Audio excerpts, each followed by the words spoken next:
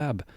I am JT Russell, and with me is the man that you really hope is at the castle gates when you ride up with a full bladder. It's a quick draw. Get that drawbridge up. Oh, I need to know if you just like have a list of these that you like write down every week leading up to it, or if there's like just a lot of ad-libbing going on. Oh, I'm gonna keep you guessing on that front. I choose to believe that you are ad-libbing. I love it. Yep, yep, and It's good to be here again. good to be here indeed. So two of us here. Really fun topic today. We are talking about low amber control decks, things that go into them, what makes them tick, how to play them, all of the above. Just really kind of digging and rolling into this topic. And it is topical as well.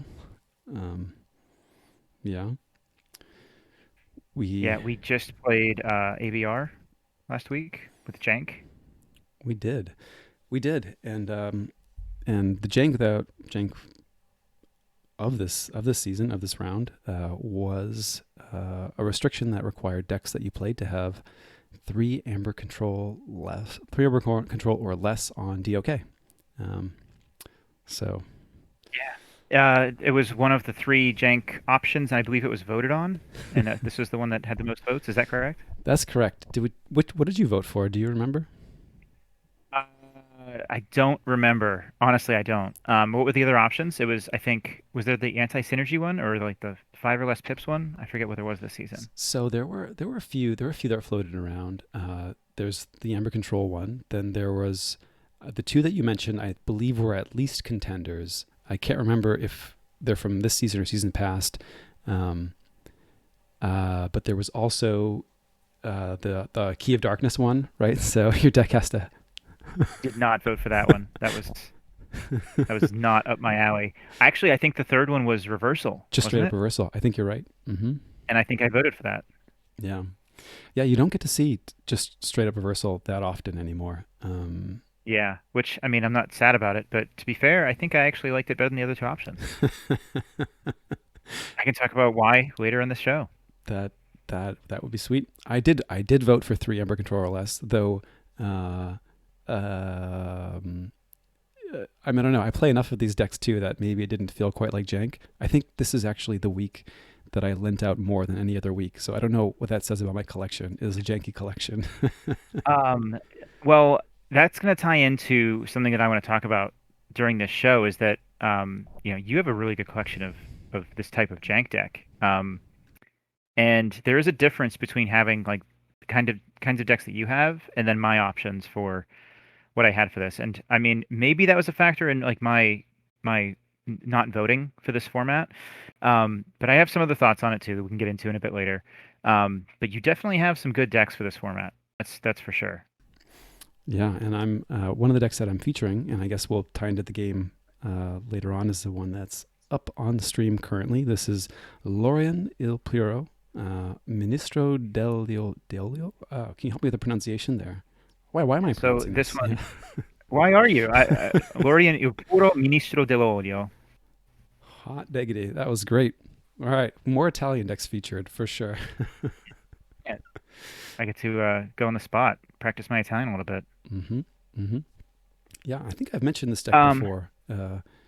It's going to tie into some other feature decks, but sorry, I cut you off there. What were you going to say? no, before we get too deep into it, I also just want to give a shout out to the NKFL podcast.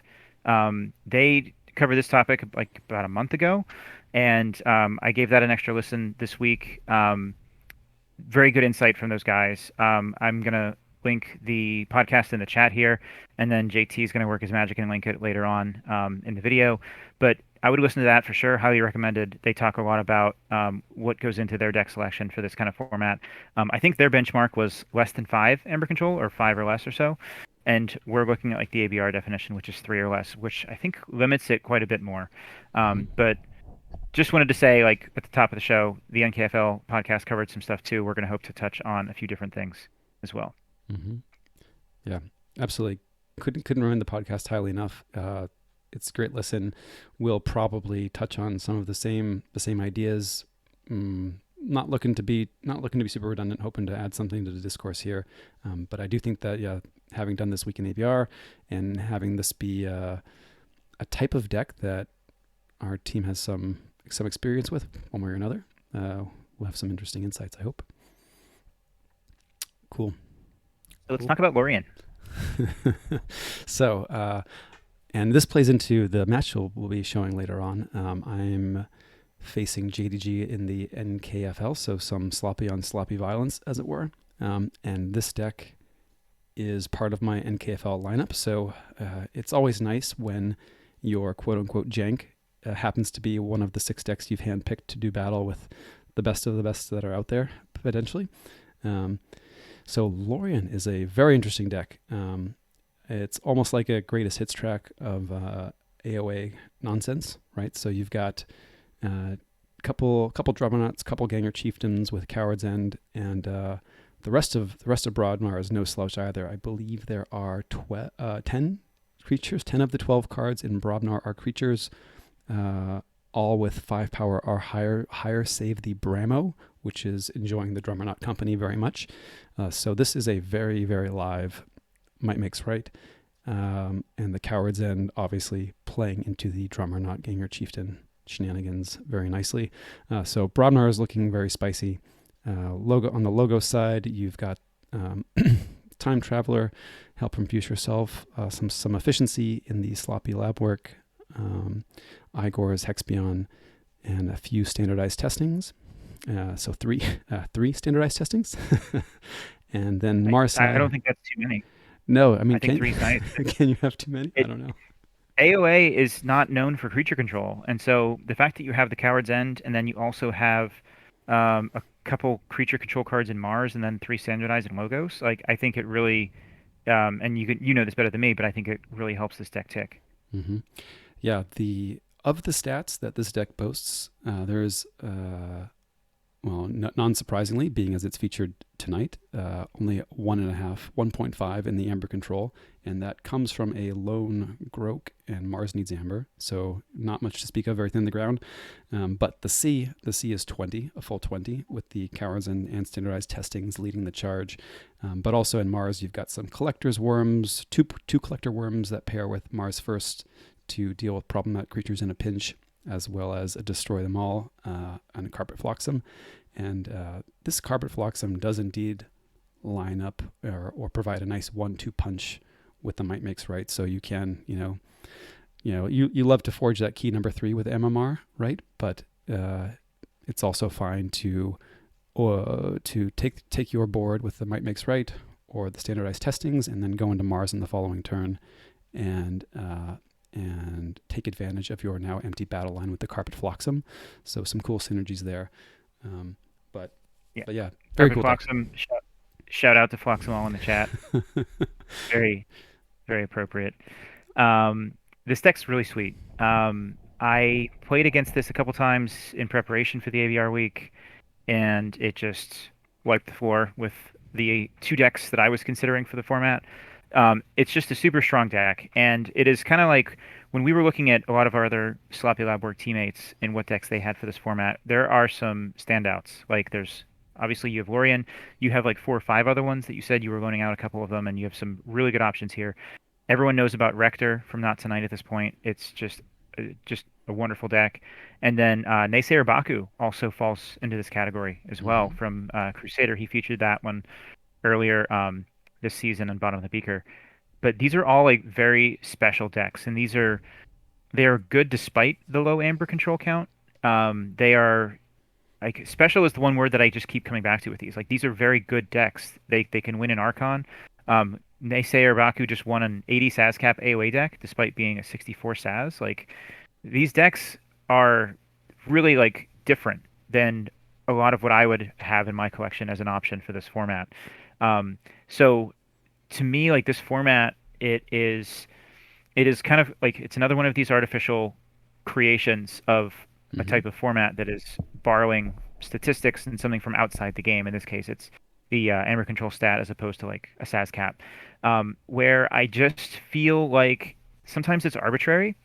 It creates a certain type of game that if you're playing like a mirror match like we were in ABR, that I don't particularly love. But like if you have a deck that can compete in Archon in this like with less than 3 Ember control, it is going to be a fantastic choice for this kind of format.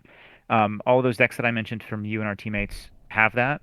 I don't have anything in my collection that kind of lines up, and so to me, it's like another one of those formats where you the larger collections are still going to have an advantage because they're more likely to have something that is really just a good deck in general for the format.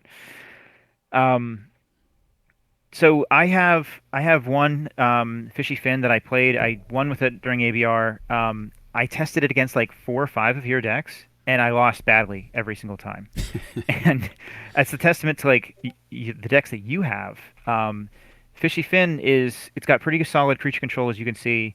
It has a lot of untamed creatures, so it does want to reap, which I think is a bit less than ideal for this format. The NKFL guys, I think, talked about this too. You want more like pips out of hand. Because if decks like Lorien that has pretty solid creature control, like you're just going to control the board, and if I can't reap, you're going to have your Might Makes Right for a free key. I do have a key frog in here, and you and I are going to talk a lot about key cheats tonight. Like you talked about the Might Makes Right. Key frog is a good one. Rector has key charge. I think does Naysayer Baku have a key charge as well? I Ooh, think it does. that's a great question. I'll pull it up. Um, Key cheats are just huge in this format. And when we're talking like the ABR mirror match, the way that I think about the key cheats in this format is, you don't have the amber control, so it's a race. If both players are just all gas, no amber control whatsoever, you're really just racing to get to 18 as fast as you can. Um, Sometimes you want to evaluate like their list. Do they have anything that can take me off check? Like Rector, we know has just a single Grok is the only way to take it off check. So if you leave yourself no board, you know that you're good. But the key cheat really changes that equation. And having a key cheat, I kind of view it almost as like a miasma in a way, where you're trying to race, yes, but just because you might get to 18 first, or you might have 2 keys and 6, it doesn't mean you're going to win if they have a key cheat. So it really changes your angle and what you need to do. You might want to take off more untamed creatures from the board. You might want to take off some Brobnar creatures from Lorien if you can. Things like that. So I think having a key cheat is a game changer, especially because there's no amber control involved in these. Hmm. Yeah, absolutely. I mean, this jank format more than any others, and even I don't know, even more than traditional Keyforge, I think really underlines the racing nature of the game. It feels like an all-out, head down, just plowing forward type of race, as opposed to, I don't know, the Mario Kart race where you get to shoot missiles and slow people down, sort of a thing. So this is all full steam ahead, um, with those Yeah. key charges being the kind of the booster rockets, as it were. Is it, is it maybe Mario Kart when you're playing with like only mushrooms or like no weapons or something like that, maybe? I'm gonna level with you. I was just pretending to have the Mario Um, Kart prowess. Well, I wasn't going to call you out on that, but as soon as you said booster rockets, I was like, JT doesn't play Mario Kart. How I was a Diddy Kong racing guy, I gotta admit. I just played Mario Kart tonight. There you Um, go. there's a team in the Swindle team event who's named after a Mario Kart item, the Bullet Bills. And I Oh, was talking to Mark H. We were just laughing about the similarities, and a lot of people talk about this. I think a couple of people in the Sanctimonious server talk about this as well, like the similarity between Mario Kart and Keyforge. Um, it's interesting if you go down that rabbit hole and think about it a lot more. I think there's a lot of parallels. So any Mario Kart fans out there, yeah, it's pretty cool. No booster rockets though, as everyone knows. okay. I fell on my face on the booster rocket one. I'll own up to it. Yep, yep. But cool. We'll have to have the Mario Kart Keyforge Parallels episode, and you can be the expert in that one. I will be Great very. idea. I won't be the expert. We can get some experts on, but yeah, it's definitely pretty cool. That's a great idea. Um, all right, so we talked about key cheats a bit. The NKFL guys talked about the key cheats as well. So it's I don't think we need to get like too deep into that. Um, but I do want to talk about the difference in like the ABR format we played, where you're playing low A versus low A, or versus like just a regular Archon game, where you happen to Hmm. be playing a low A versus other things with A, which I think you've probably played a lot with like Lorien and some of these other ones. So how do you approach those two differently when you're playing with like Lorien, for example? Yeah. No, that's a great question, and it kind of brings me back to something you were saying a little earlier, where, and let's say I have a deck like Lorien or maybe like Baku, right, where you're comfortable playing it in an open Archon field. Does that necessarily translate to a low A versus low A game? Uh, with something like Jank, you're saying, okay, I'm going to take the collection of decks that folks might play, narrow it down to a subset. Do I still have mostly favorable matchups with those subset within that subset? Maybe, but not necessarily. I think some of Lorien's tougher matchups might be pure Coda Rush, where they're just going to race faster, but otherwise I'm going to be in decent shape. Um, so that's sort of interesting. But the way that I tend to think about these low A games is in relation to chess, when you have castles on opposite sides of the board, which I don't know if that translates for everybody, but it's a situation where both players are kind of saying, "Hey, this is gonna be an attacking game. Like we're both attacking, and it's going to sort of be decided by who can pull off their attack most efficiently or most successfully. We're going to be kind of dedicating our resources to attacking on the side where our king is not and your king is, right? And maybe we're going to be a little thin on the ground in terms of defensive resources um, on the side of the board where our king is. Um, so for Keyforge, for me, that means, okay, I'm going all in on getting these three keys before you can, but I'm dedicating my resources to making that happen, as opposed to trying to get in the way of you doing the same.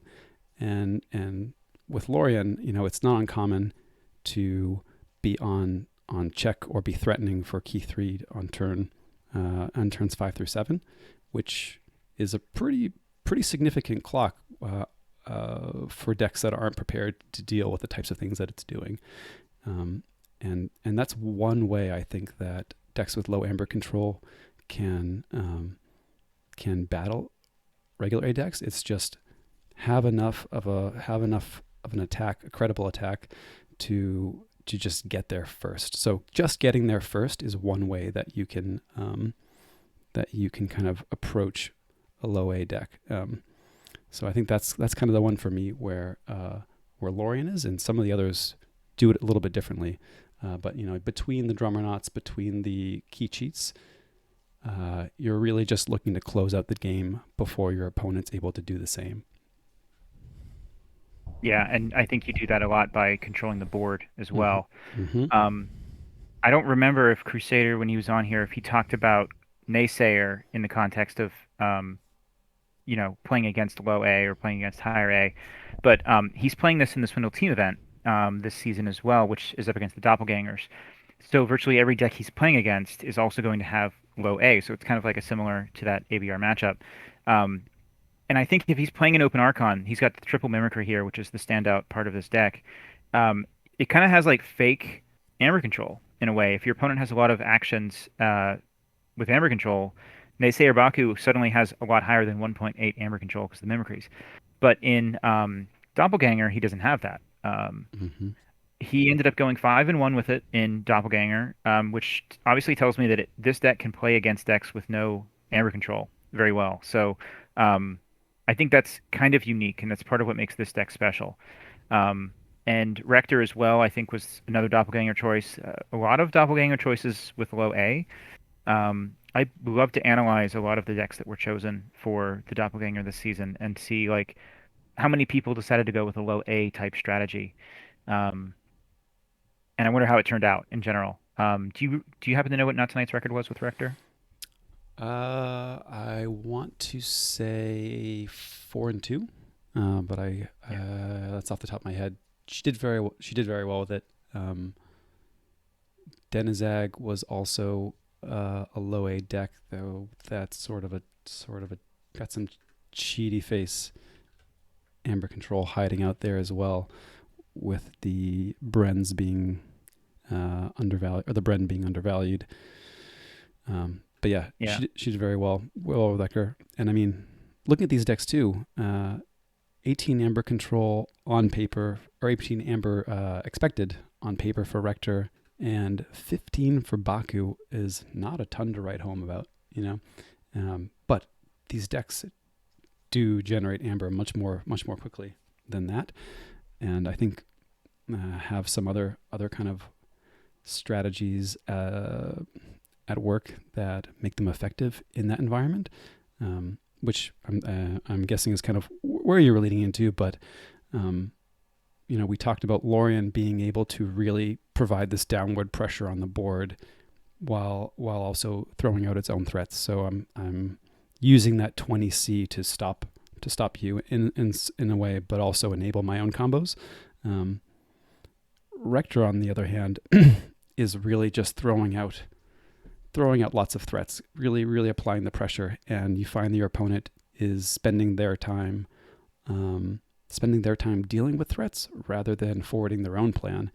So it's kind of gaining ground in the race by not using traditional disruption necessarily, but you're not going to let Rector start a turn with Dust Switch, or you're not just going to leave a Taliga and ignore it and proceed with your plan, because then you're going to be really struggling.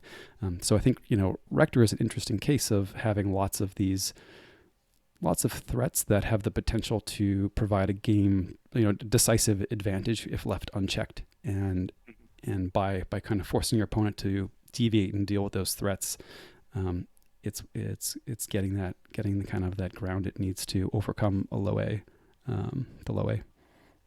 Yeah, we've talked about tempo a few times in this show, especially in context of Rector and the threats that it has.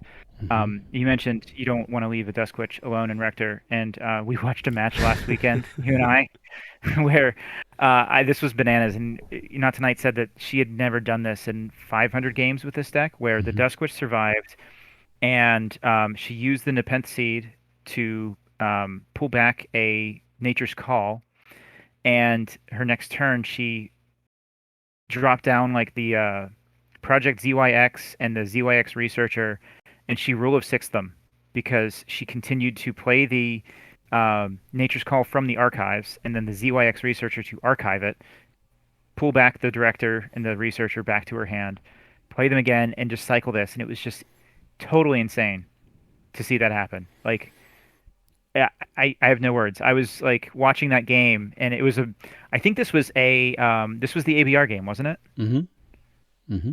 And I think so. It was low A versus low A, and she did something remarkable in that if you're down, I think she was down 2-0 in that game in keys, and she came back and won.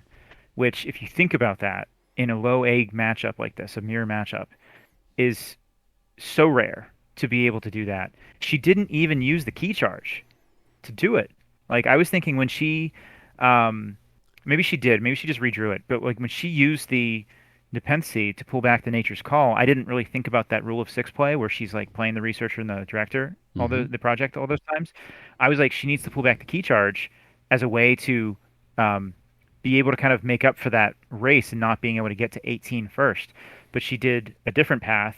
It worked out for her fantastically, and it's so interesting to see that like you can come back from that in this format. And this deck is again a very special deck.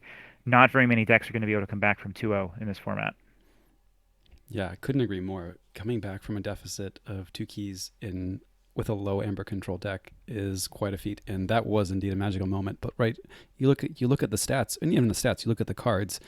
You've got a Groke and then double Cutthroat Research, right? So if your opponent's going to check at 7, I mean, you're not stopping them, right? I mean, Yeah. okay, maybe you Ganger Chieftain and Gauntlet of Command your Groke. Okay, so maybe there's something lines up, but for by and large, you're sweating bullets if they're at check for key 3 at 7 Amber, right? So really cool. That was super nice, and I think I wonder if she had a way to get the no, I think she needed the Aember to threaten, and en route to that rule of six was able to also play time traveler a number of times. So that may have been Mhm. what enabled her to draw back into the key charge. But super cool, Yeah. super cool. Yeah, it was amazing. Really cool to watch. Mhm. Um, it's like we talk about this deck every single episode because every single time it's not even planned. Like we have all of these different like just general concepts about the game that we like to talk about, and Rector is always relevant. It's so cool. Mhm. Like such an unassuming AOA deck when you look at the list. And I think like that shows as well in NKFL. She brings this to her NKFL lineup, and people look at it and like, okay, there's like some AOA shenanigans. Like I think it's rarely banned, right? And she always plays it and does it really well with it. So it's just very special again. Um, you were talking about Denizag earlier. I want to go back to Denizag for a minute. Mhm. And you called this one like a sharp deck or a sharp, it plays a sharp game. Can you talk about that and what you mean by that? Right. So the by a sharp game, I mean you get in a situation where both players are sort of all in on attacking. Denizag invariably falls behind on board, so you kind of get in a situation where that maybe they're just reaping out every turn and stretching for the finish line, and you're doing everything you can. Uh, you're kind of doing everything you can to do the same with your own tools, and it feels sharp in the sense that yeah, the game is on a knife's edge with attacks from both players, and there's really no defense to speak of. Um, it very often comes down to that Chota finish. Um, Yeah, the key cheat again. mm-hmm. Um, and so contrast that with what you were kind of indicating to me earlier, which is like an opposite type of game, which is a positional game.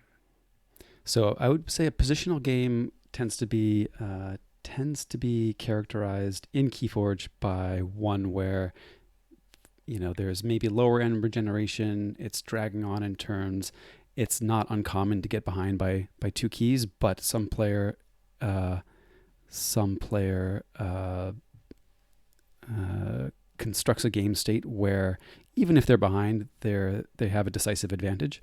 Um, so maybe you're recurring in Furnace, and okay, it gets to a point where yeah, you're behind by two keys, but you don't really care because the teeth of their deck has been taken out. And you see this often in Furnace versus Infernus matchups, right? Two people bring their Infernus decks, and there's kind of the standoff, like who's gonna commit their Infernus to the board first, and then that happens, and then the other one's like person's like, aha, got you, and then they kill your Infernus and purge it, and now you're like, well, I guess I lose, right? So this is like a very typical positional game type scenario.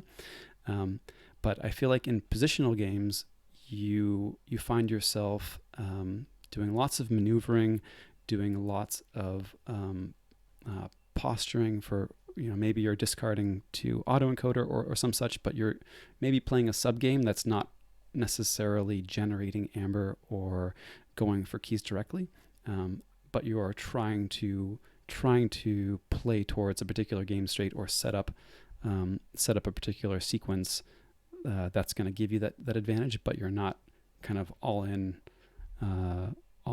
on Aember generation and just making keys. I don't know if I explained that terribly well. That was a little bit fumbled, but that's kind of how I think of it. I Yeah. think it was good.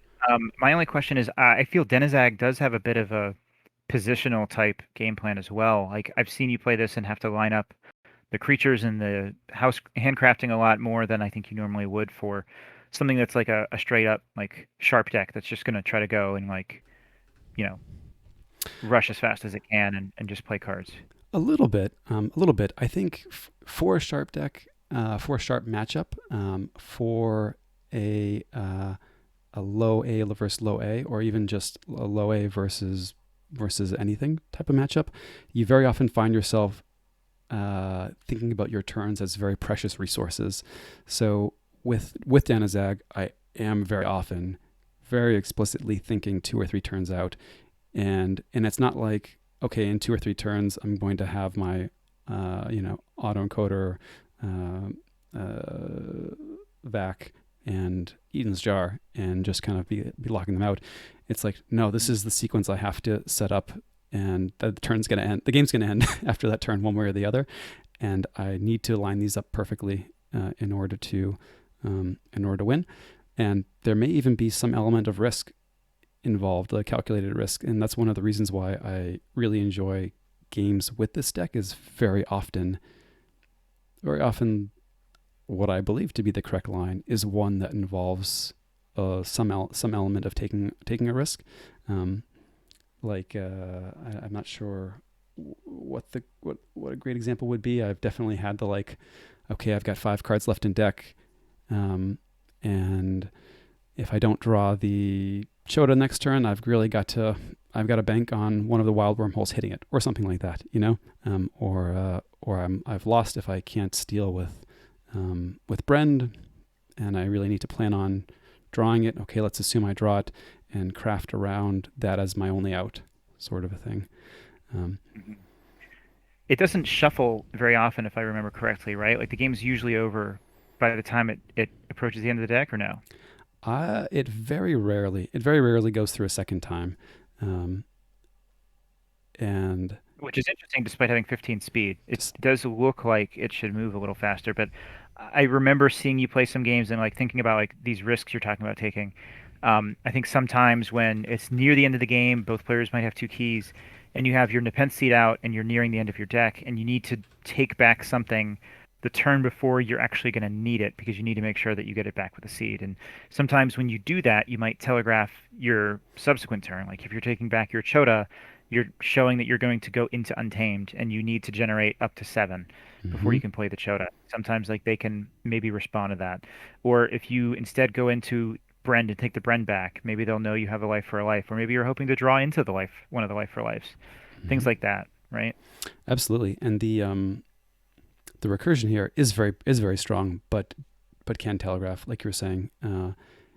And sometimes the best thing for you to do is use that gravid cycle to get swindle, and you've telegraphed not just this turn, but they know exactly what your subsequent turn's likely to be, maybe, right?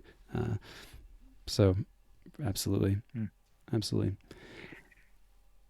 So I don't have many good decks, as I said, that are less than 3 Amber control. I don't love the format of the mirror match because I feel that it is if you're not playing with one of these special decks, and I think you might agree, Denizag's not one of those special ones. Denizag's very good. It's pretty interesting. There's a lot of great decisions in it. I think you would agree it's not one of the special ones we talked about. Mm-hmm. I would agree. Yeah. So I feel like in games between normal people like me who doesn't have a special less than 3 Amber control deck, Mm-hmm. I feel too many of the games come down to the draw of who gets the pips first, who gets things in the right order. I pulled off a Lumilu in a few of my games with Fishy Fin, which is like if you're playing a game with no Amber control and you like reap with Lumilu for 5, then that might be game right there. It might come down to do they have the answer to Lumilu right away when you play it? Otherwise, you drop down 4 more beasts. You know, I saw a lot of that happening in testing, except against a lot of your decks that we tested. Um, I just got destroyed. So to me, this format, especially the mirror match in particular, I'm not in love with it. I would rather not see it come back in ABR. I, you know, I would rather have reversal, like we talked about. Mm-hmm. Yeah, I enjoyed this week mostly because I have decks which I like that I got to kind of play and had see some other folks play. But I mean, I'm all for experimentation, and I feel like this was a great experiment. We can iterate and see a different jank variant next time, and it wouldn't bother me. But glad to get some of my favorites kind of out there and some time to shine. I mean, It is really Lorian cool. does get Yeah, it's played, it's but cool that you got to share a lot of your decks. Like, I wish I had decks that my teammates wanted to play, but it's pretty rare. so you had fishy fin.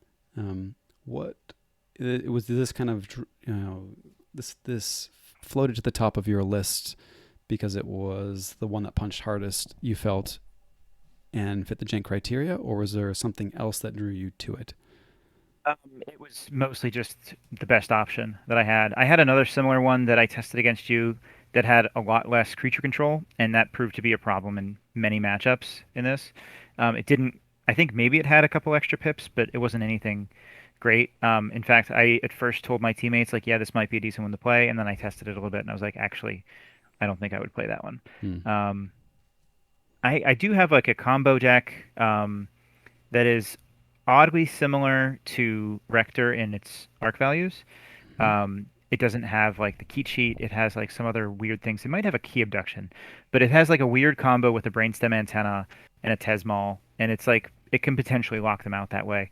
I was not about to go into that kind of a game in this format, so I opted instead for something like this that I thought could just straight up win a race if it drew cards in the right order. Yeah, that makes a lot of sense.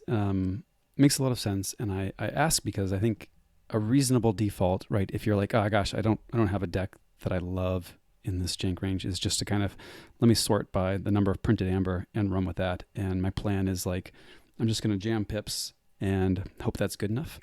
The deck that I ended up playing, so I lent out Lorien, I lent out Glenn, which is another very cool deck. And despite its 3 amber control, has a Brig combo, which feels like a death knell if it lands in this format. But I ended up playing. I ended up playing. I may not have put this one in our notes, but subtly riveted Zoltan. Did play that one this week, really? Yep. And this one is notable for its lack of key cheat. Um, lack Yeah. of key cheat. Um, 18. This is also the one that is like the snag lock deck, right? Yeah, yeah. So 18 printed amber. So right off the bat, you're going to threaten 3 keys, um, barring interruption on a pass through the deck. Right. You've also got this mimicry, and an imprinted Murmook, which is very nice in the format as well. But the amber control that it does have, Xeno Training, Evil Eye. Xeno Training often can be just a poor man's miasma, if you will.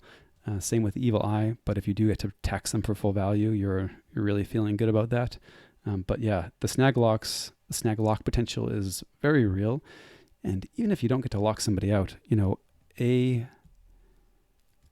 a single time walk in a deck with 18 pips with no Ember control on the other side of the field can be good enough, right? So Yeah.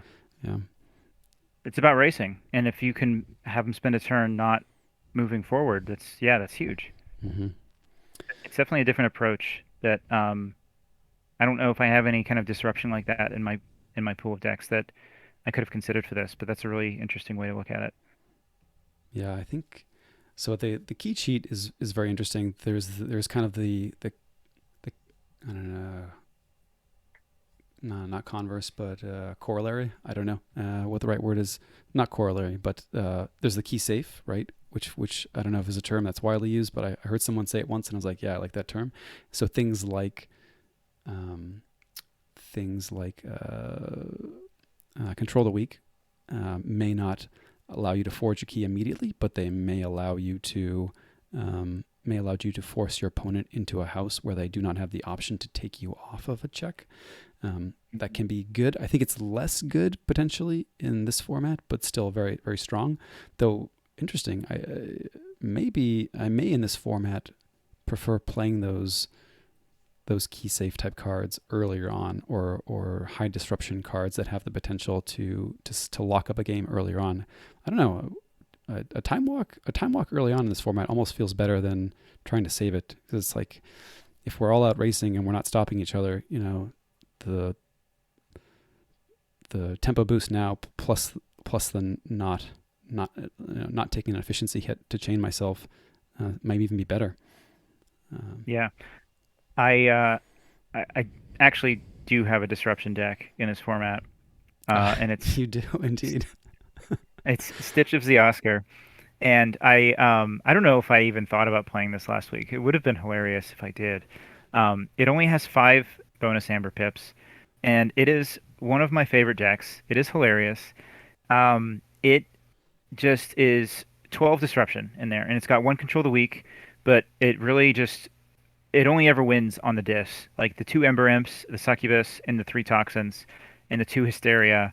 Like the dis is insane for a 46 SAS deck. I think the dis accounts for more than 50% of the SAS in this deck.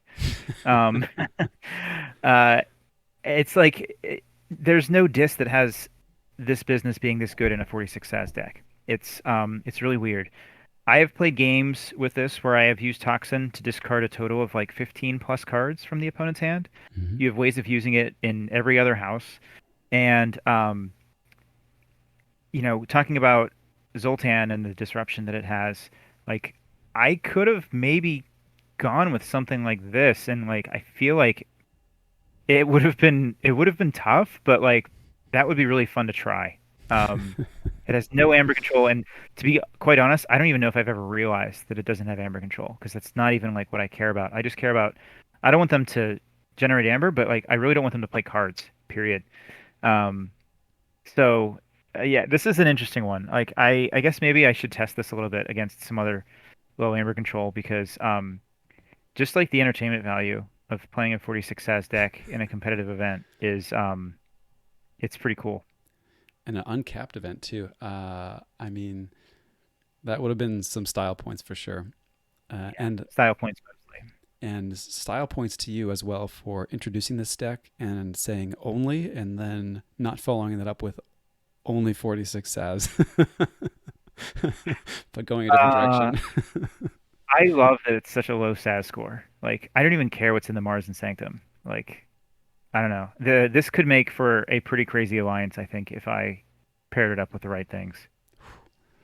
Oof.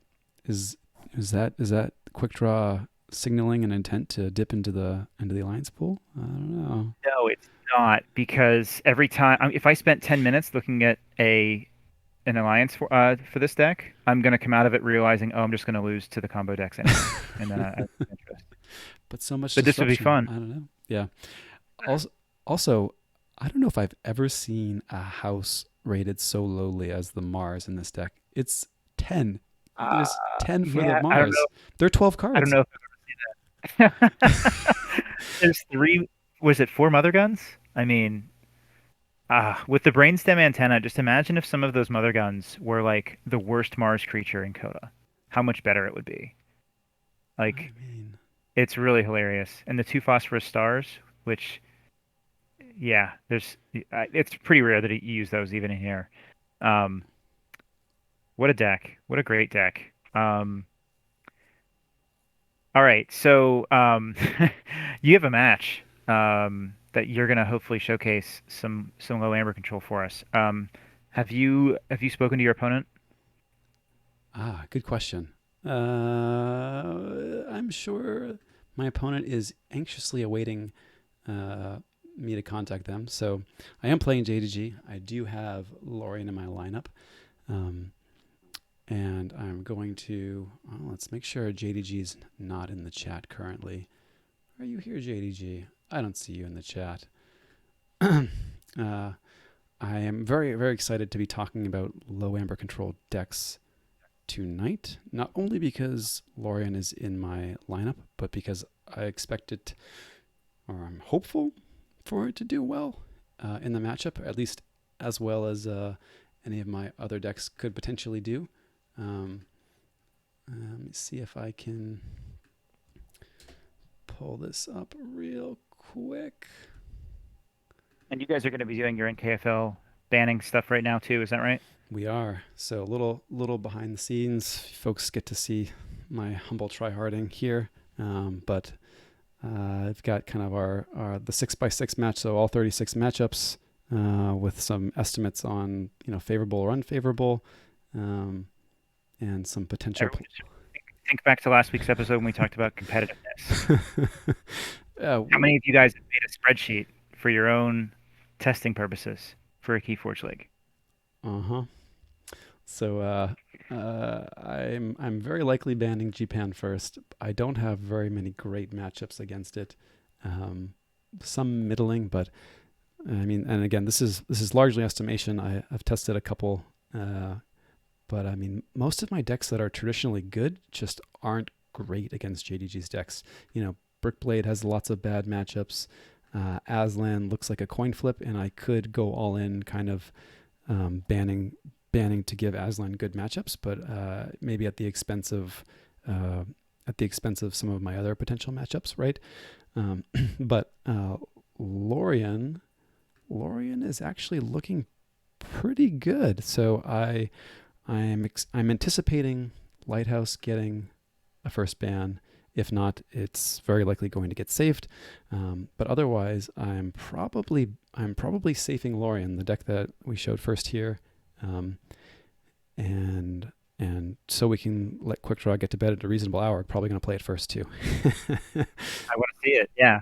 Mhm. Dataforge Stream loves KeyForge spreadsheets as well. I do have to admit, I in earlier days I did make a KeyForge spreadsheet that was, I think, very helpful for me becoming a better player.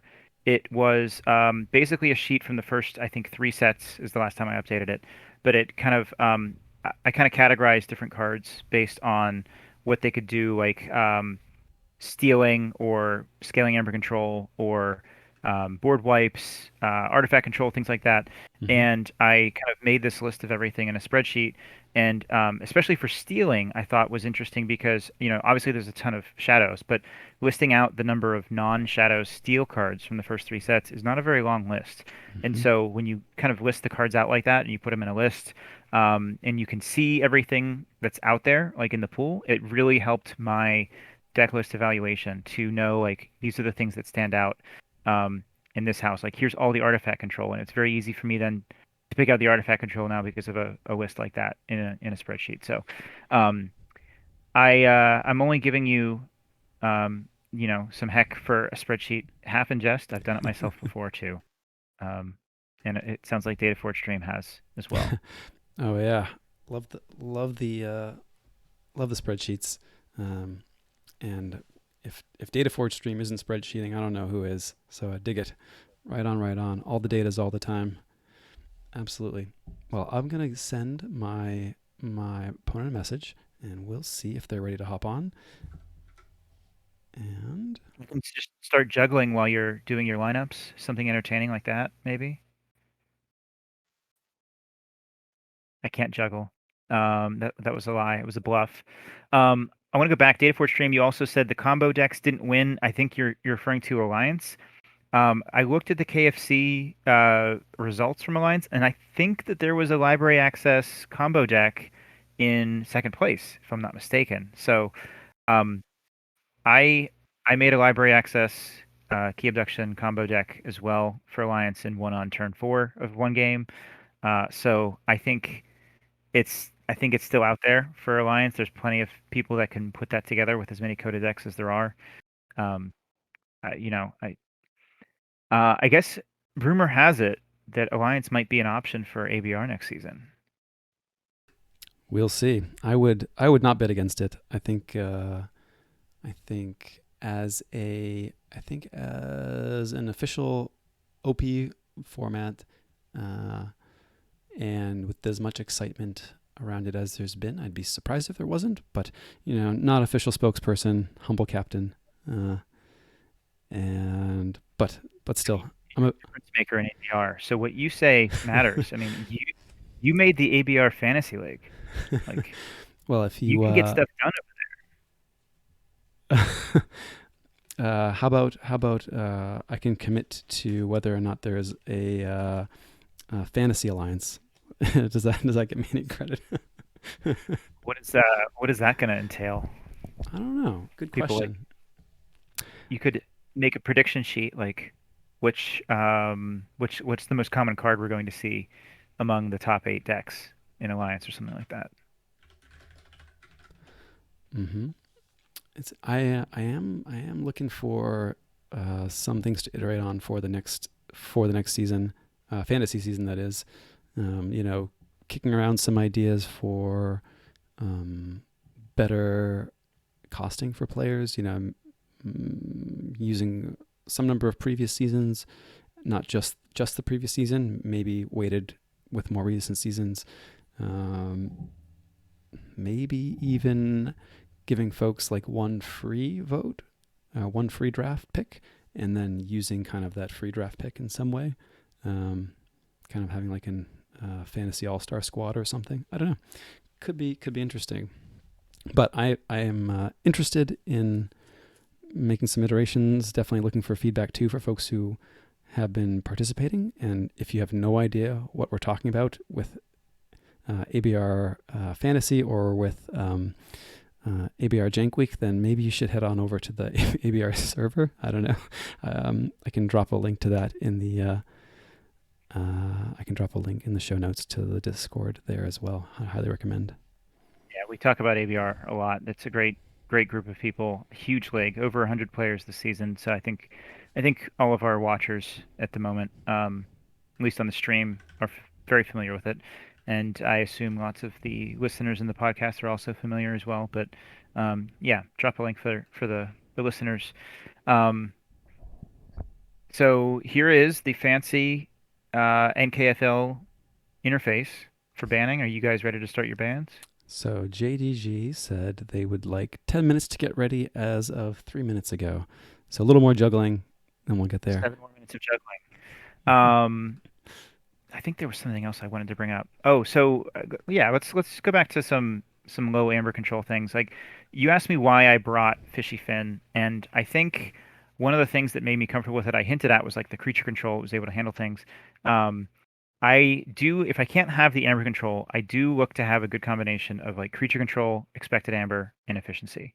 So the CEF in the arc values.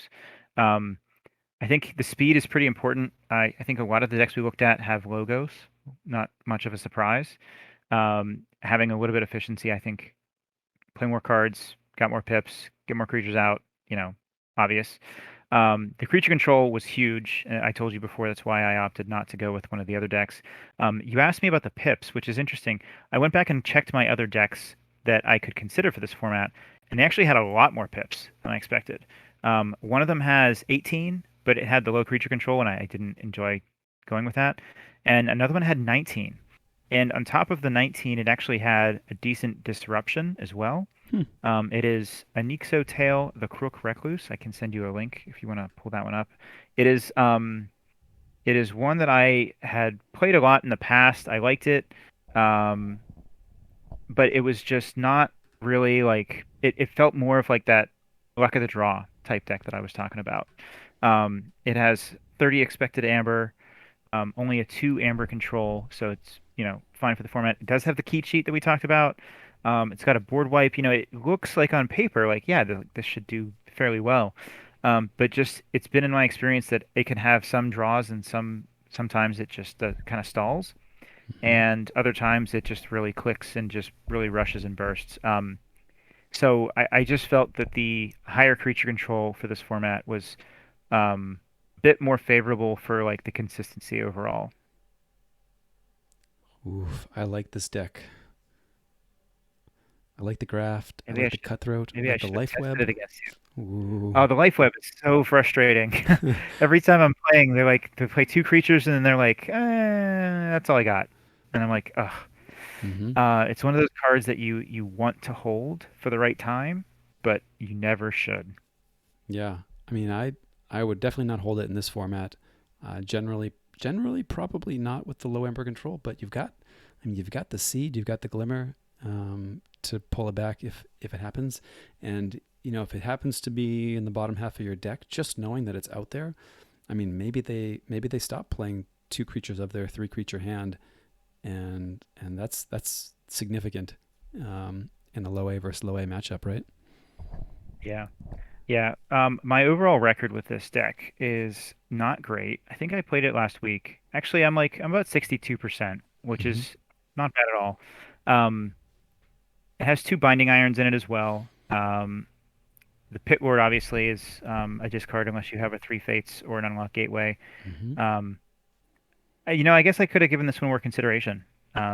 Maybe if I had tested this one against you, maybe I would have felt differently. But I'll have to try it against you some other time against your little um, Mm-hmm. what do we call it? A gauntlet of low amber control decks that you have over there.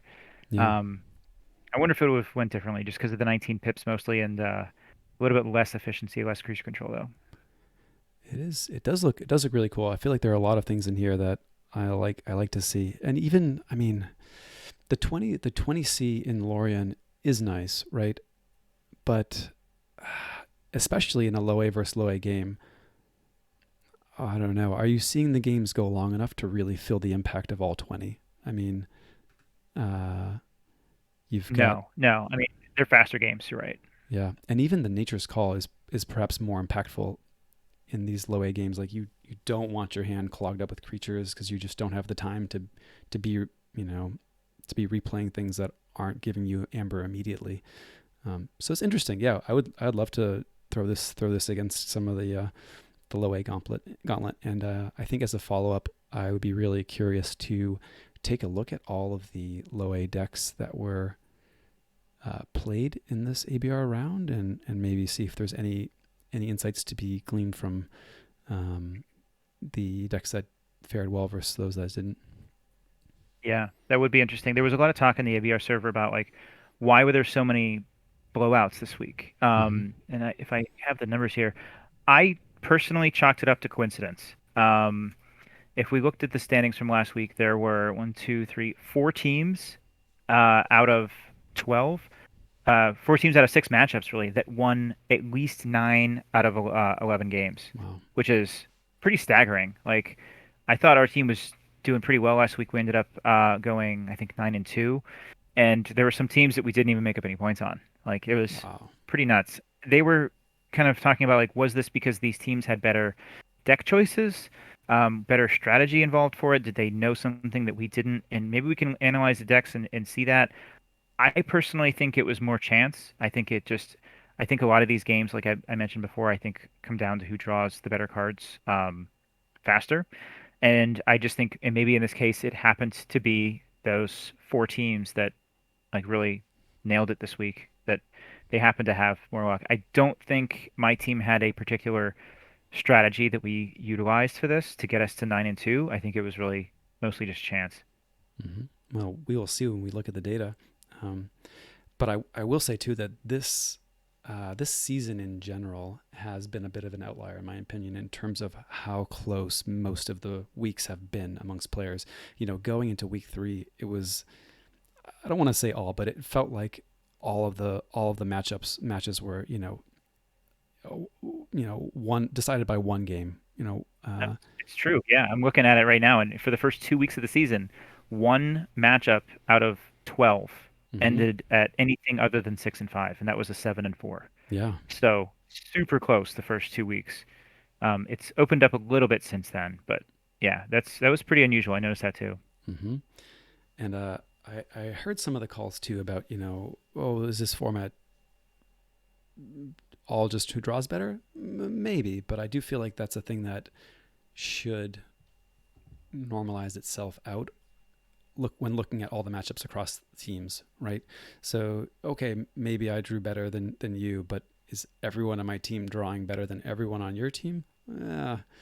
It's gonna happen. I Yeah, I think that's sample size too, though. sure, sure. Um, there were a decent number of games played. I'm not sure how many were played in a given week in this format, like 60 maybe. Um, I forget the number. Six times six. I don't even know. 72 maybe. Um, doing some quick math. Um, but I do think it was mostly like sample size and just luck that it ended up being like so like the scales were tipped so much this week, especially compared to the first 2 weeks we talked about. Um, I think there's probably a lot more powerful decks out there as well. So if we get that, you probably have access to all the decks um, that were used last week. So if we look at that, I bet we're going to find there were some really powerful decks in there, in addition to like Lorien, Rector, Mm-hmm. Naysayer. Uh, I think that's what a lot of this was, is, there's a lot of um, very, very good decks that were used. Did all three of those people win last week? I think they did. Crusader, Not Tonight, and yourself. Well, you didn't play it. You played something different last week. Mm-hmm. Crusader played Lorien. When you talk to him next, ask him why he didn't play Baku. Is it because of me?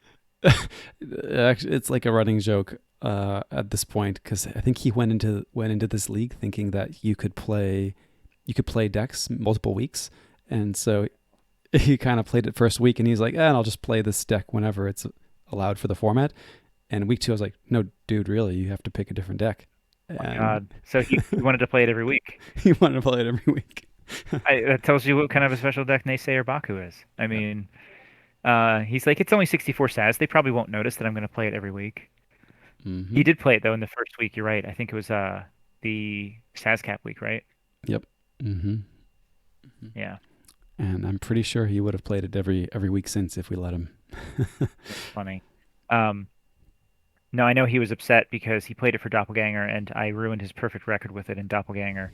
And this is relevant as well to the conversation of low amber versus low amber. The reason I beat him in Doppelganger, I really think was because the Doppelganger I got happened to have more amber control, and it happened to have a Shatterstorm, which was Ooh. like in a matchup with Naysayer Baku and two decks that don't have very much amber control. If one of them happens to get a Shatterstorm, I made him lose I think 9 amber for it. Um, it was pretty devastating, like to get to play that, and I think it was timed right at the reshuffle, so he couldn't even use Mimicry on it. And it to be fair, it just came down to me drawing the Shatterstorm later in the game, and I made sure to hold it for like a turn or two to handcraft and make sure that he couldn't mimicry it. But getting it later was the total difference maker. If I'd have got that early, I don't think I can hold that all game, or I don't think I can afford to, like if he gets to mimicry it, he's going to use it against me, obviously. Mm-hmm. So it came down to a bit of luck in that regard, but I know I ruined his perfect record with Naysayer in the Doppelganger. I thought maybe you were going to say that was the reason he didn't play it last week in ABR. He's moved on from the deck. No, I think he has like a Naysayer Baku tattoo or something. So if he could have played it, he would. Should. He should. But yeah, Great idea for a tattoo. Your favorite Archon card. I mean, not a bad idea. Not a bad idea. Um, but yeah, I was gonna Some say of the bold to play the Shadow Storm against triple mimicry, but timed well. Very nice. Yeah. I mean, it wasn't a choice. The doppelganger was the one I rolled, and I was happy to see that it was in there because it gave me a chance. I knew that Naysayer was a tough one, but yeah, like I said, I had to time it just so that it would reshuffle immediately and he couldn't use it. Mm-hmm. Mm-hmm. While we're dancing, I had some very cool mimicry interactions in Kagi this season.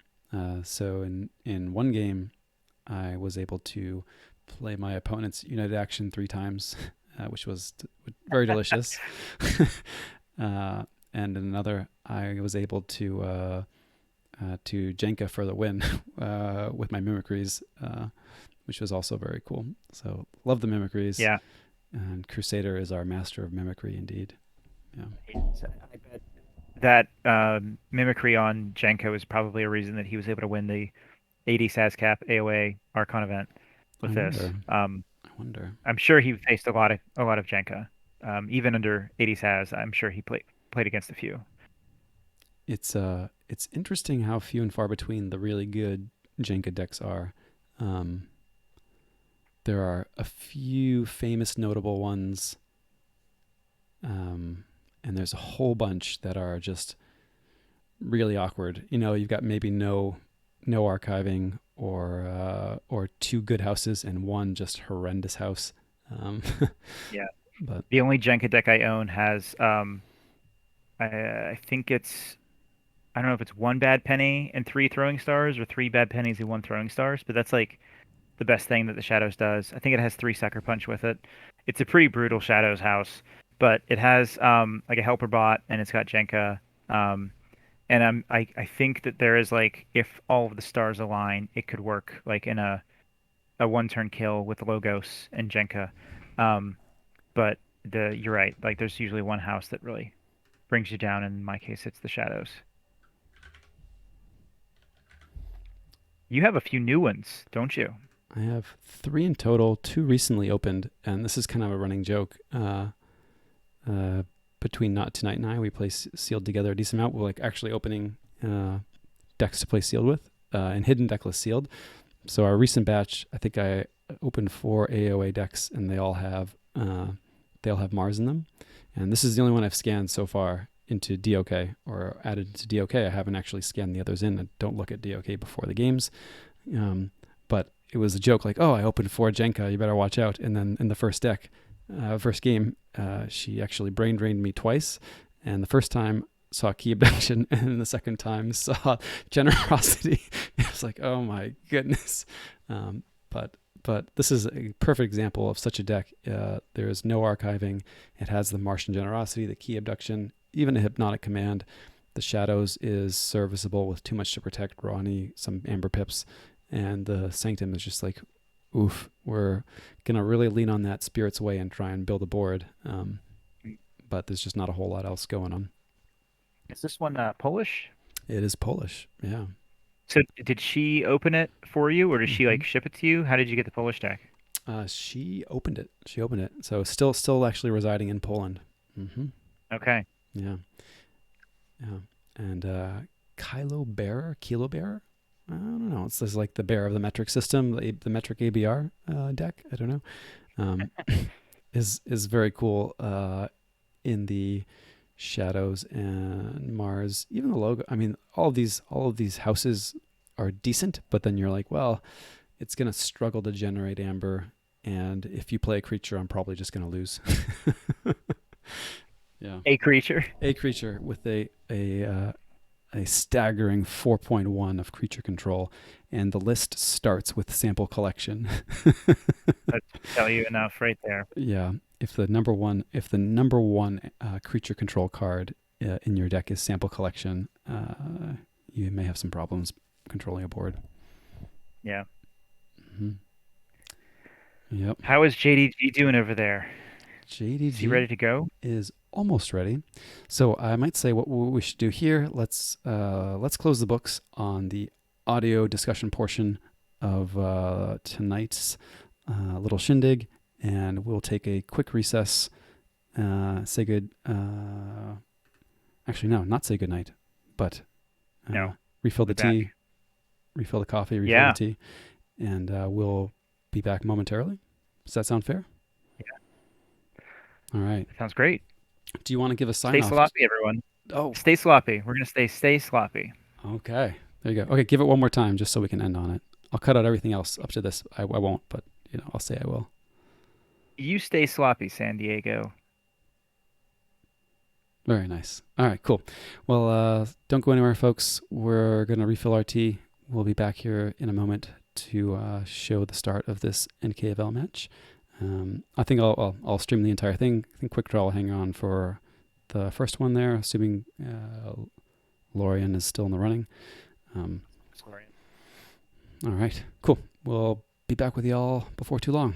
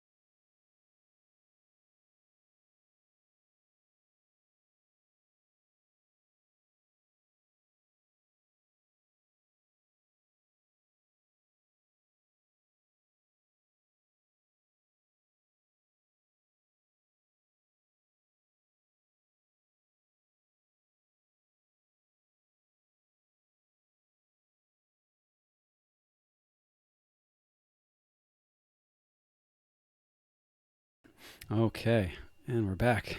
JDG's in the game in the deck selector and says they have made their first ban. So I am all in on banning GPAN first, and we'll see what they went with. So GPAN gets banned. Lighthouse was the anticipated ban, not surprising. Lots of nasty things in there. Jar is problematic. It's probably got some of my better artifact control too, with kind of animator and Ultra Grav. Very fun to animate their artifacts and then purge them. Folks tend to not like that a bunch, but I don't know. I'm maybe shot myself in the foot talking this deck up on our team servers too, right? So unsurprising first ban. But anyway, I am going to save Lorien, as we talked about, which is pretty cool. This was the first time I've saved Lorien in any of my NKFL matches. And you're not just doing it because it's the low Aember control night. I am not just doing it because it's low Ember control night. Yeah, and I have the completely undoctored data here to back up my decision. So Lighthouse was banned. Lorien has a bad matchup in Chandra, but otherwise it is no worse than even by my estimation. But let's see, I can hide this one, hide this I feel row. like he's knowing JDG, he's likely to safe Chandra, isn't he? He may. I'm not sure if that's a typical safe for him. He's just got so many very strong decks. Actually, let me hide this so we can kind of see the grid as it's playing out. Okay, so that's kind of what I have left to min-max over, and I'm providing some filler. JDG's getting some food. This guy, come on. How about the standings this season so far? Can you show those and see? You guys are both doing pretty well. We are. I am doing less pretty well than I was before, but still decently. So I at one point had a pretty good lock on first in the bracket. I am now at third and looking to maintain a spot in the top three in order to not fall off the promotion bandwagon. So we're both in Silver Gamma. JDG is in first place with 12 wins, 3 losses. I'm at 10-5 with Karen and Gungnir directly behind me. They have both now their standings here reflect the current match or the current round. So they have 3 more games played, and I have at worst will match their records after the game with JDG here. So I'm looking to pick up some wins, and then there's one more round to play after that. Okay, so this match with JDG, and then there's one more after Mhm. that. And my next match will be against Magic Duck, who I don't think has gotten their match in yet this round either. Okay, so they have made their safe. They safed Sagacious. Interesting. Mhm. Interesting. The Coda deck, right? It is. It's a very speedy Coda deck. I have actually done some testing with Sagacious with JDG. So I think in a previous ABR, JDG was playing in either Archon or Net deck and was playing Sagacious and anticipating Galaxy as the opposing deck. So we tested Sagacious versus Galaxy, which is another famed Coda deck, and found the matchup to be pretty even, interestingly enough. So very potent Coda deck. Has very little creature control. Has stubble mimicry and interdimensional graft. So is potential to punish big bursts, and the hypnotic command also very spicy. I had Yeah. some positive matchups in Brickblade and Lorien anticipated there, but we'll see. So I get one more ban. Excuse me. Chandra and the Bird are contenders. I may just ban Chandra. I would not be surprised to see Brickblade, get the ban here. It's big board, and the punks are going to be very sad for Sagacious. Interesting. It seems based on your analysis that you'd be okay with the Brickblade band because it looks like it has a lot of negative matchups. Am I reading that right? Yeah, I wouldn't hate a Brickblade ban. It puts Aslan in kind of a weird spot with a Chandra ban. Maybe the bird. Ugh. I'm only tempted to ban the bird because I know JDG really likes rocking this one in Archon above some of the other options. But I'm going to really lean on my own estimations here, sloppy as they may be, and go with Chandra. And that means that I will have eliminated both of their Quixel decks, so can kind of lean into big boards of my own. So let's ban Chandra. See if he bans your Quixel deck. He did. Okay, so there are no Quixel decks. Quixel decks.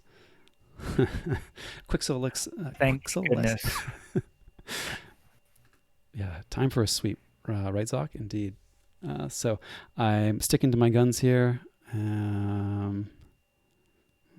Double checking the chat again.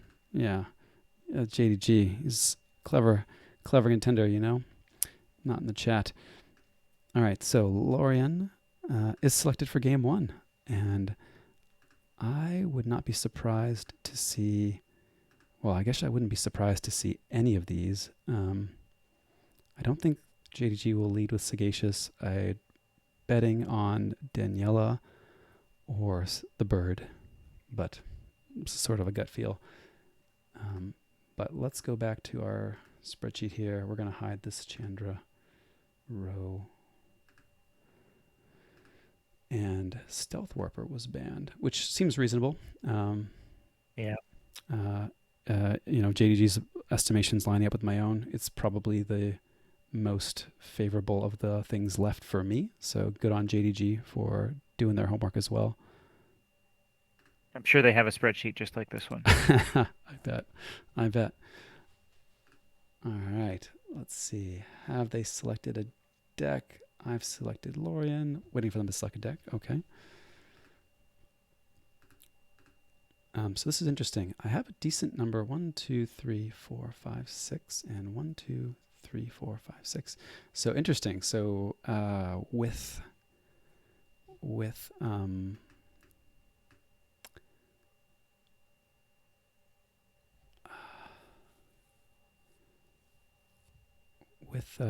those bans and safes, or with those bans, I should say, this has left us with exactly an even number of positive and negative matchups. Again, purely by my very scientific estimation. So 6 positive, 6 negative, and 4 roughly even. I do think that most of the combo greave ones are close to even. Aslan looks like a coin flip. It's going to do really poorly against Sagacious and the bird. The bird has double TMTP and a bunch of eddies. So 3 eddies, double too much to protect, tributes. Yeah, I mean, there's nothing worse than brigging somebody just to get hit with TMTP and then a Ronnie or a Hugger Mugger. Feels bad. And you have 2 graft in Aslan, is that right? I have 2 graft and a TMTP. Mm-hmm. Okay. So what makes you afraid of Sagacious then with that matchup? You had that as a -1. So Sagacious has the graft and then the double mimicry. That makes sense. Yep, and I think Sagacious will get to key 1 more quickly than I will. Yep. And if we end up trading Briggotten gains, I don't like my odds there. Yeah. Yeah. That could be very fast if you guys are both brigging back and forth. Aslan is a great deck for late night matches because one way or another, they do not go very long. Even more so than some of the low Aember control decks Aslan games go very quickly, one way Yeah. or another. One way or another. Aslan Sove Architect Kimball. Yes, with the TMTP double binate double graft, plenty of speed and archiving to set things up. Um, the miasma can be very, very powerful there too, especially if you get into a situation um, where you're just kind of trading keys with large sums of amber swinging back and forth. Yeah. Is Perfectly this one that balanced your brother SG. opened? No, this is actually one that I think my brother and I split it, but it was a secondary market purchase. Complemented True Loser, the enemy of luxury, Mm-hmm. which is Very, another. very true loser. Yeah. Mm-hmm. So 3 by night double graft, uh, very very table flippy deck, and we are having our eyes open for a deck to complete the Brig Triad, as it were. All right, let's see what JDG selected. So they chose Sagacious, it looks like. Interesting. Interesting. So Hmm. we've got a Mega Rush versus no Amber Control. Yeah. This will be interesting. Now, I don't think Sagacious has tons of, well, let's see. Yeah, 27A, 27 expected amber, excuse me. No much board control. The Mars is going to be, the Hypnotic Command could be death knell if it hits incorrectly, if it hits poorly. And be really funny if they get to mimicry, might makes right or something. But we'll see. Oh, wow. We'll Yeah. see. Or the Coward's End, at least, for some creature control, something like that. Mm-hmm. Mm-hmm. Ether Spider also don't love seeing, but yeah, we'll see how it goes. All right, going to make the game. All right, let's see how much this theory holds up of the low Amber Control stuff we've just talked about all night. Let's see. So, yeah, an interesting matchup. What does your gut say about this one? Is this one that you feel good about bringing the low Ember control deck? I guess looking at Sagacious again, it's a little bit less rushy than I thought. So it might be all right. I think the might makes right, I think is going to be needed here. Um, I'd say it's winnable. The mimicries could really shake things up, though. Having double of them is, opens a lot of possibilities here.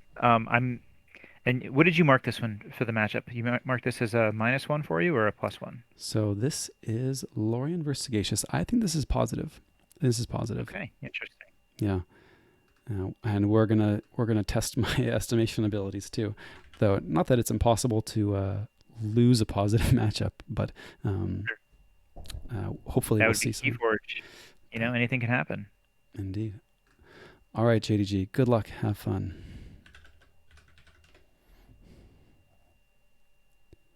All right. I'm gonna just jump into the TCO game. It is not sloppy. Oh, NKFL. NKFL. Yeah. Ooh, very awkward. 2-2-2 to kick things off. Don't think I like anything this hand is doing other than the no drone. Interesting. I didn't realize until watching one of Crusaders games that the no drone can purge one of your opponent's archived cards.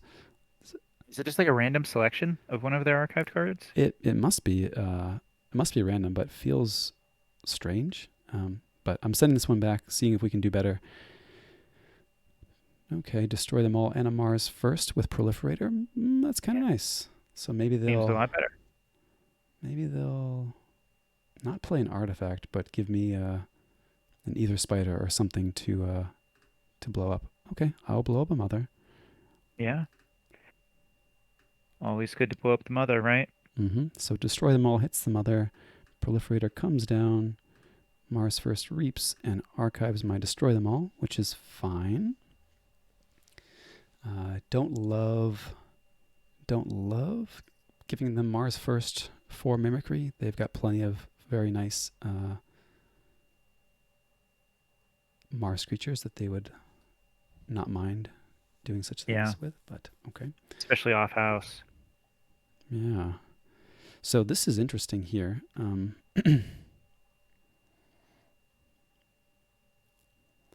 And unlike usual, I'll not be looking for pro tips, of course, but the, just thinking out loud, the Bramo will take out both of those. That's cool. Destroy them all can also take out one and then be reclaimed with Mars first, so very neat. Um, I can go into Logos and try and go wider and maybe even draw standardized testing. One of the three in there. That seems not bad. I don't think they're very likely to go right back into Mars. So I'm going to push my luck a little bit with Logos and see how that goes. So first, the Igor. Okay, so Time Traveler, Ganger Shisham, Combat Pheromones. Interesting. If Time Traveler were to draw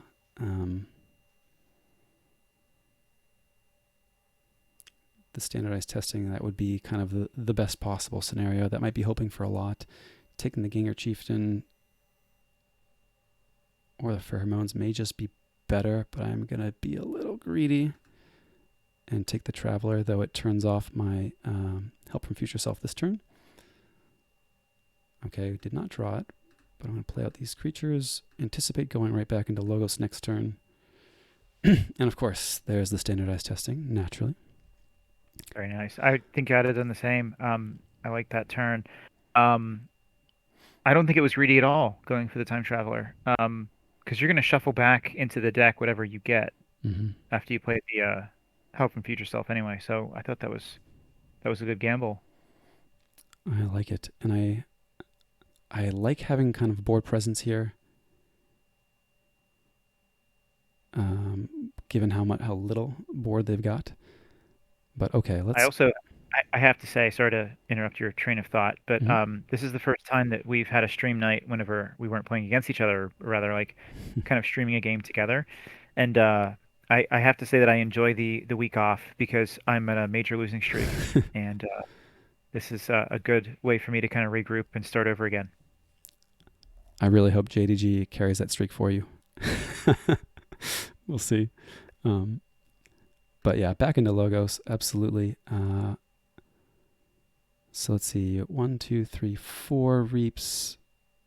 Help from Future Self is another Aember. So looking at a potential 5 Aember. I think I prefer.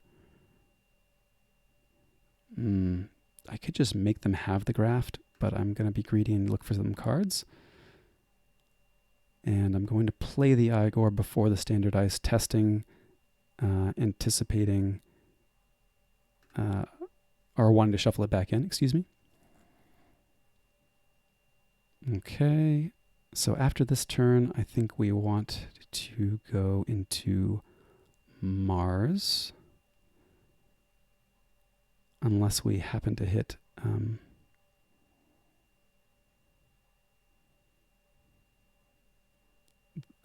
all of our Gangernaut combo.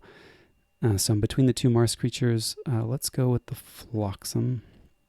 I'm going to lose all my Logos board, I guess except for the Time Traveler. That's going to come back.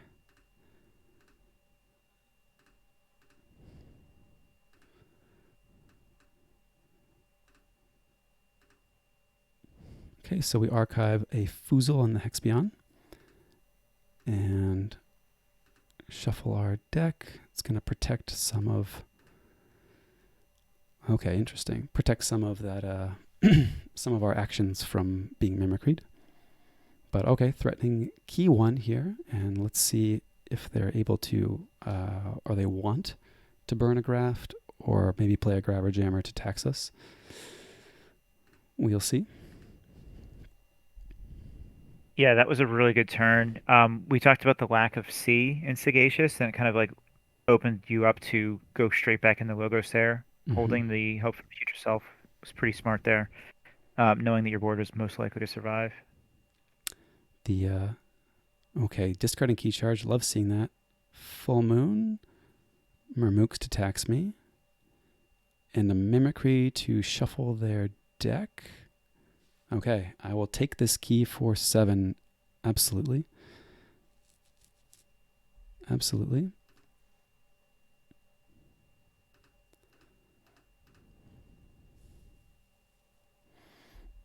We are going to go into Mars. I will take the archives. I want to... Let's see. Flotsam gives me a pip. I am first going to blow up this Murmook Reap with the Proliferator and archive the destroy them all. Reap again, take back Carpet Flotsam, and play out my Collector Worm. Okay, cool. So This is looking good. Your science pregame matchup is looking pretty smart right now.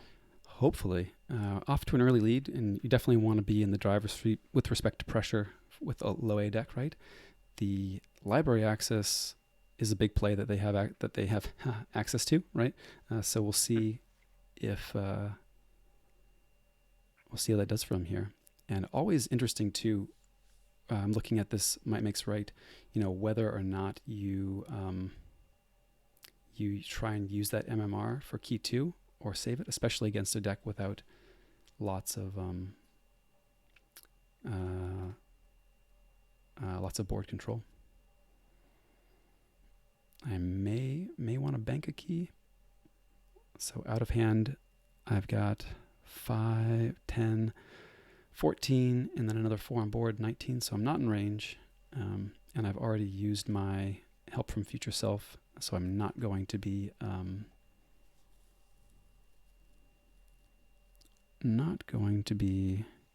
shuffling them back. But this is interesting.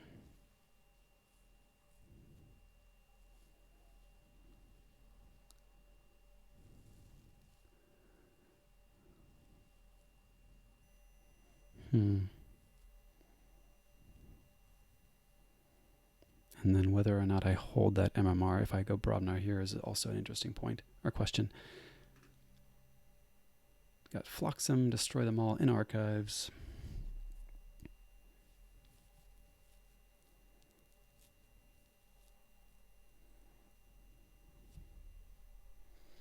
They could have been a much worse library access turn from them. Yeah, I love the library access with Wild Wormhole. It can really just get crazy. Mm-hmm. I think I'm going to go Brobnar here. I'm going to play this Coward's End now. So they pay premium for their key, and definitely before playing the Bramo. I have made that made that mistake before. Going to keep my Proliferator on a flank, and I think I want the Cowfine on the other flank. And now, whether or not to hold this MMR, I think I'm going to hold it, which I may regret. But its value for a key out of nowhere is pretty good, pretty strong. I like them having no board to handle my Proliferator. There's a chance they use a bug. Okay, bug. Very cool. See my hand. Underrated card. Very nice. Definitely easy to underestimate the info that you get there. Ooh.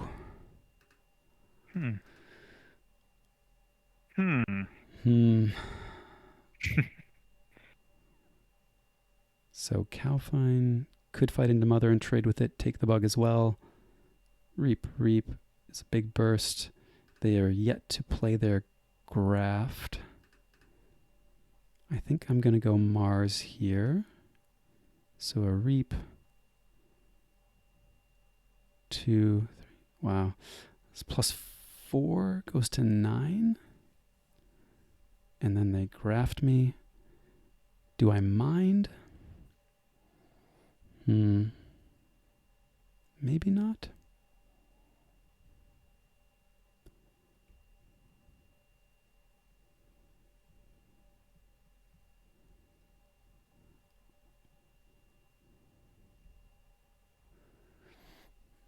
Or just go Brobnar here is also an option. 5, 10, 15, and 7, 22. So not quite in range. And if they were to graft me, they're not taking me off check. That feels pretty good, actually. So I'm going to go Mars. I'm going to play Destroy Them All before playing my artifact. And I guess I don't care about the bug if they go back into Logos. Just take the mother. And just going to run out these pips and say it'd be really nice even to forge through a Grabber Jammer. Reap here. And tough call, but I'm going to take the Destroy Them All again. Okay, we did not get another Brobnar creature, which is sad. But okay. It is sad. I think that was the right call again, though. I don't think you care too much about the graft because your third key, you're hoping or expecting it to be free anyway. Yeah, and I'm if I get to forge here, I'm probably just going Logos. So they're going Mars. Let's see. Hypnotic Command could be problematic. There's the Ether Spider. Don't mind that. Dominator. Okay, so there's... Okay, so now Command takes me off check. Less excited.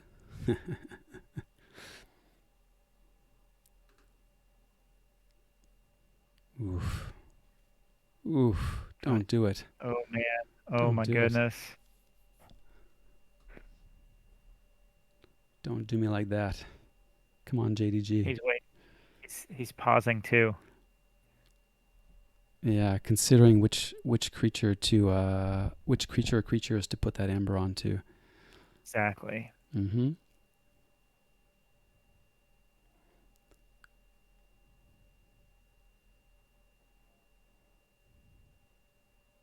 Oh, interesting.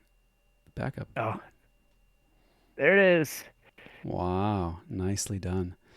Okay, so unfortunate.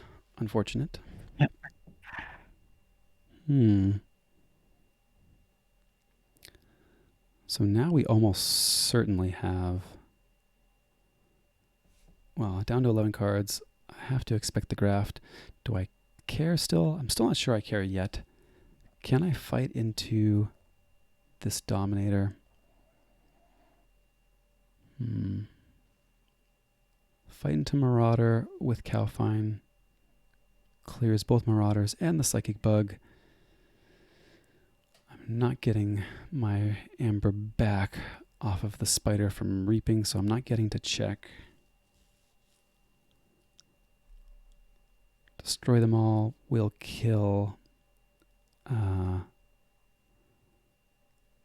Spider, and it's nice that it was a heads up play to put the Biomatrix back up on the Spider, so I'm not I'm very likely killing the Spider, right?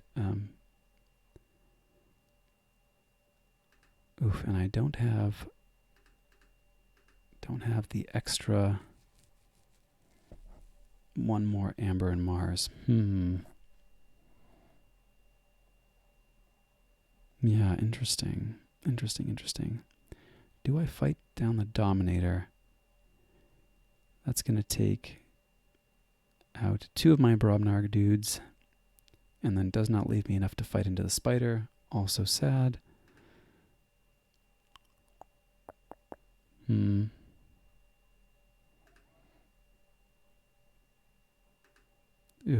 Feels really bad, but I think I have to go Mars here.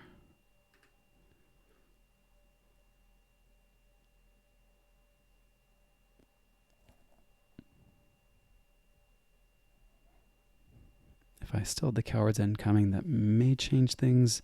Though the key abduction's interesting, especially with their mimicries looming.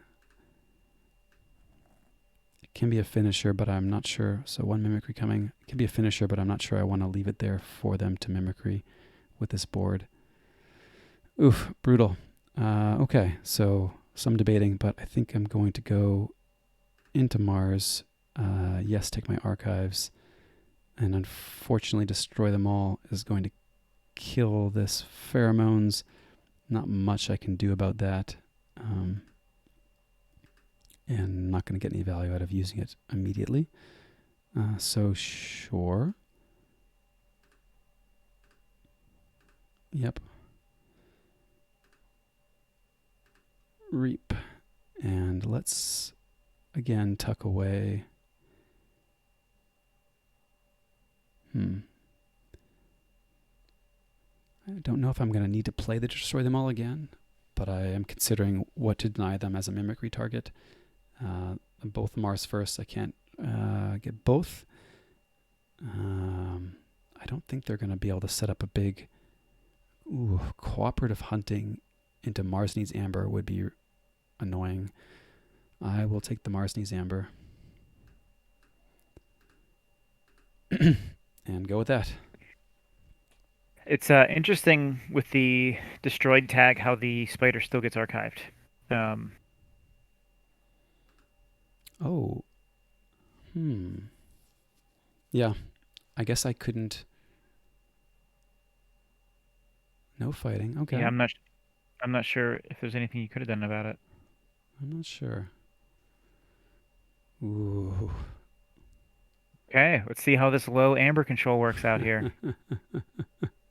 Oh my gosh, there's a nature's call as well. Nature's Call's good.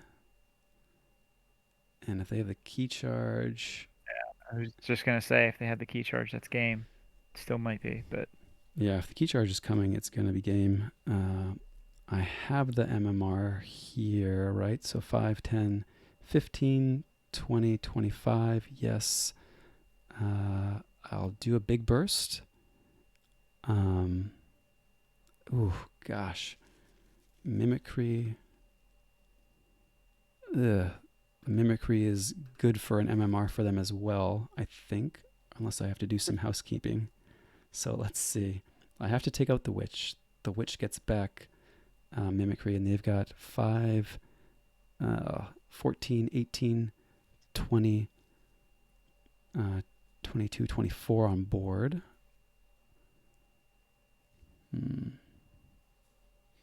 can no longer just fight into the Marauder because of my fixed finger spreading some armor around.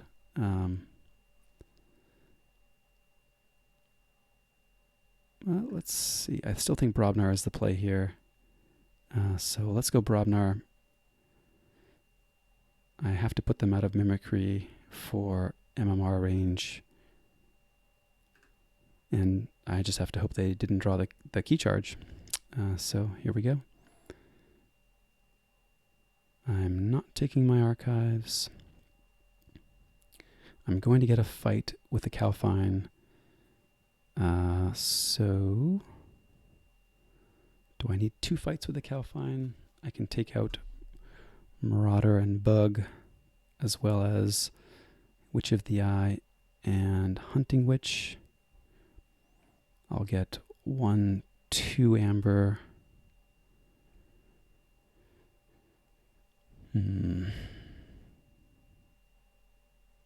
They have an Ancient Bear and Taliga coming, potentially. So that's 8 power, 8 and 4 is 12, 21 plus 6 is 27 potentially if they have mimicry and both of those creatures. Oh no, Ancient Bear is in discard. So then just a Taliga unaccounted for in Untamed, which would not give them enough to MMR if I take out these 2, right? 3, 7, 16, and 6 is 22. Okay, so I can reap with my other Calfine, and let's Well, I suppose I should be nice and say thinking. JDG over there with his key charge, just waiting for me to pass the turn. It's While like, I I'm already won. I don't sweating have it to do out. anything. Yeah. Um, Let me just run through there. So they have the on command Ether Spider, Grabber Jammer, Marmook, Marauder. Okay. Okay, we're putting them on the spot. Uh, uh, they won't be able to stop us with just the Grabber Jammer that they could have potentially if we get to 8. So yeah, we'll ask them if they have the key charge. Keep looking to make sure they haven't discarded it, but I don't think it's oh, no fighting. Ooh, right. Wow. Well, that means What made you remember that? I actually forgot about it. I clicked on the Cowfine to go Oh, and fight with it and did not see oh no. fight as an option. So that's bad news. Um, wow. Oh my, Wow. oh my gosh. Hmm. Okay, so that changes things.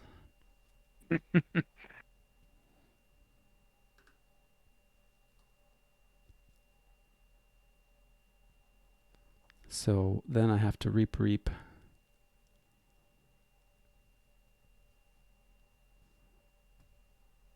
not play out the MMR. Let's see. They have the Taliga coming. So 3, 6, 8, 12, 21, and 6. Oof. They could go right into Mars, reap it out, and then take me off check with a reap from the Grabber Jammer. Oh no, I'll get to 7, 8. So they need to also have the other Grabber Jammer to play. I don't know that my chances get better by drawing it out here, so I'm going to go for it. If they have the Taliga and a Mimicry, or if they have the Key Charge, I'm done for. But I'm not sure there's much I can do about it. I think this is the right call. So 5, 9, unless they just have it on board. Let me just double check. So 9, 18, and 6 is, oh, is that just enough? 5, 9, 18 plus 6 is 25. Okay, so they actually have just 25 on board. So I have to stop here. I can get to check by playing out the Ginger Chieftain to reap with something, which is cool. And I think then I'm going to play out the rest.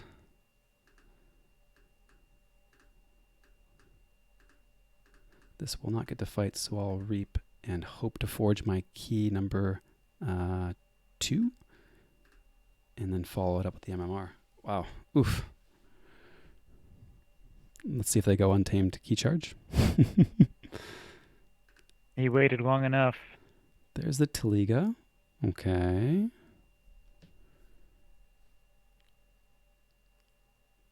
Now, interesting. I didn't draw another Brobnar creature, and that means that if they bounce the fixed finger, so right, if they Witch of the Eye to get back Nature's Call, or I guess that's good enough too. Return Nature's Call. Okay.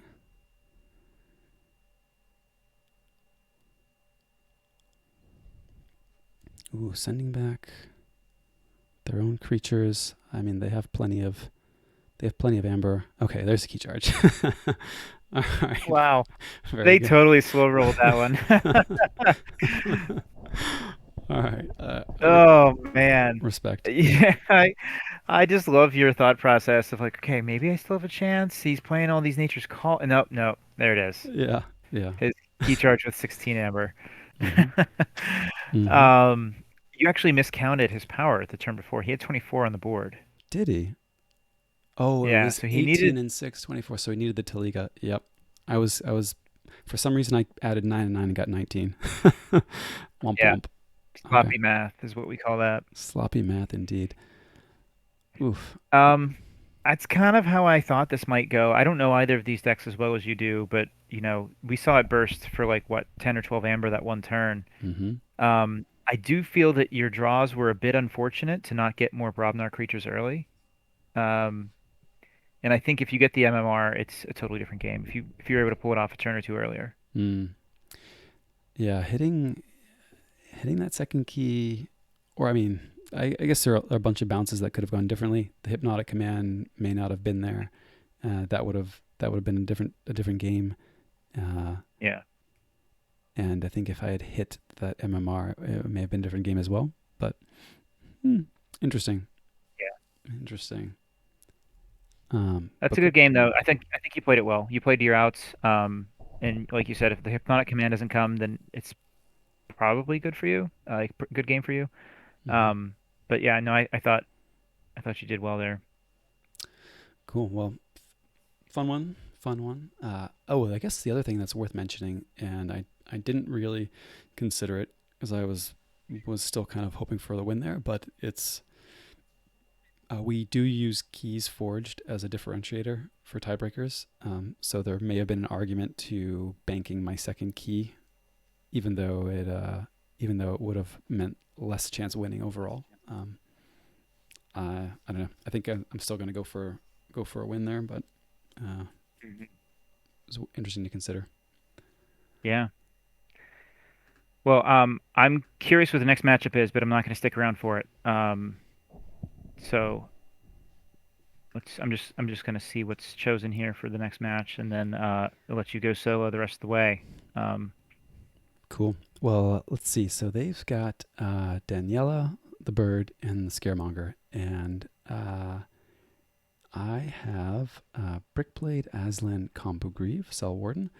Um, Aslan is going to match up poorly with the bird, so I'm likely holding that until after they play the bird. And if all Aslan does is keep them from playing that deck, then I'm fine. I'm kind of fine with that. Um, I kind of like Brickblade's matchups against the remainder of these decks here, and I don't think I gain anything by waiting for them to whittle down their options. So I'm gonna probably burn what I think is some of my deck with the three good matchups, and then see what I have from the remaining ones. Uh, Although I did put Daniela. Ooh, I say that, but maybe I should have played. No, no, no. I'm looking in hindsight. Like, I did not know they were going to play Sagacious. Yeah, yeah. yeah. And you also thought that Sagacious was going to be an okay matchup for Orin, and it kind of was. It just came down to Hmm. getting the cards at the right time. Yeah, I may go Brickblade and see if I can draw out the bird. Um, I don't think things get better for Brickblade from here on out, and I think all of these with Combo Grieve are reasonably close.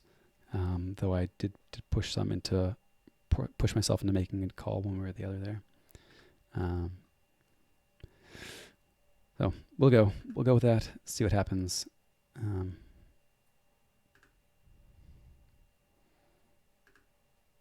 okay, so the bird. Okay, I am Mhm. very very happy to see that. Not gonna lie. All right. Good luck. I might stick around on the stream, but I'm gonna pop off right here. So good luck in the next two games. Also good luck to JDG. He's also a teammate. So and just enjoy the last couple of games you guys have here. Sounds good. Thanks, Cookdraw. All right. See ya. Bye. Okay, sending the game link to JDG. This will be interesting. The bird, very strong deck. Not tons of board control. The no safety numbers is interesting in that I'm going to have lots of Star Alliance creatures, I hope, out. So I'll be hoping that I hit that no safety numbers early on with one of my punctuated equilibriums. They have a bunch of archiving with Eddie, so I'll be able to set some things up here. But my my kind of plan is to go really wide and then not get blown out by TMTP by keeping the board pressure up and forcing them to eventually allow me a check for key for 6 around those eddies. But we'll see if it plays out that way. Make sure I picked the right one. I do on occasion click things poorly. Okay, cool. All right, JDG, good luck, have fun. So they're on the play. I've opened up a hand with double tribute, Commander Chan, and 3 untamed cards. This is not super exciting, and I'd love to see that. I'd love to see those tributes come later. This is getting sent back. Okay, tribute again. Oof. I think we just can't resist Val Jericho into Punctuated Equilibrium. And then a Hand of Untamed. Ugh. Lovely. We hit both Too Much Chip Attacks and the No Safety in numbers. I am not sad about that. They're going to get to go into Logos here and reap with Bibliophile. Not a ton I can do about it, but I'm going to go really wide and Untamed and play out my whole hand. So I don't begrudge them the efficiency a ton. I'm going to have my share momentarily.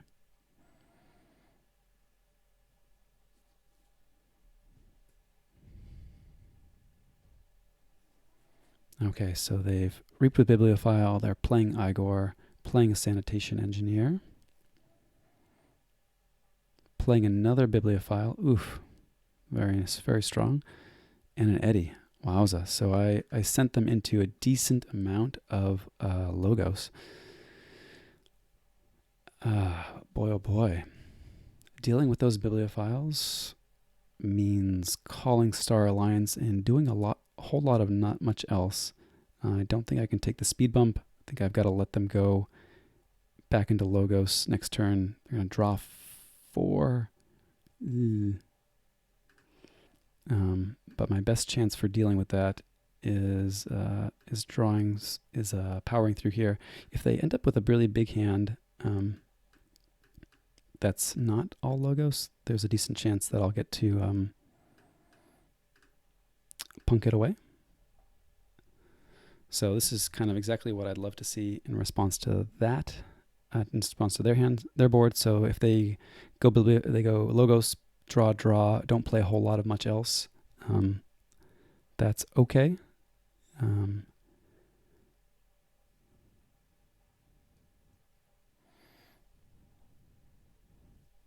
So we have a very cool turn coming up. Let's see what they have to do against us in Logos. Not much. I'd love to see them grow this hand and then just kind of pass, and then we'll get to punk it away. I'm also going to get to put this Universal Translator on Val Jericho. That's going to let me potentially fight off both Bibliophiles. So by fighting one and then another, say with the Rustnar, I'll also take out their Seismo Entangler. So we'll see.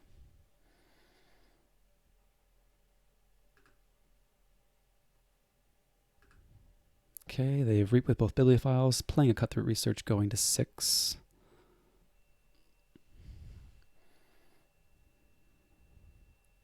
Playing a Twin Bolt Emission.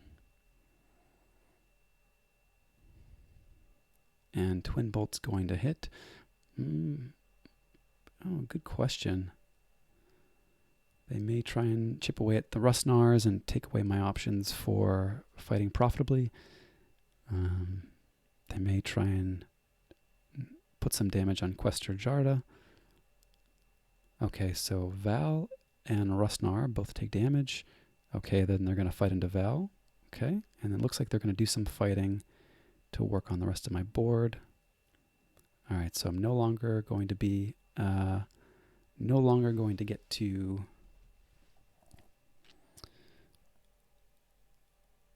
fight with Val and a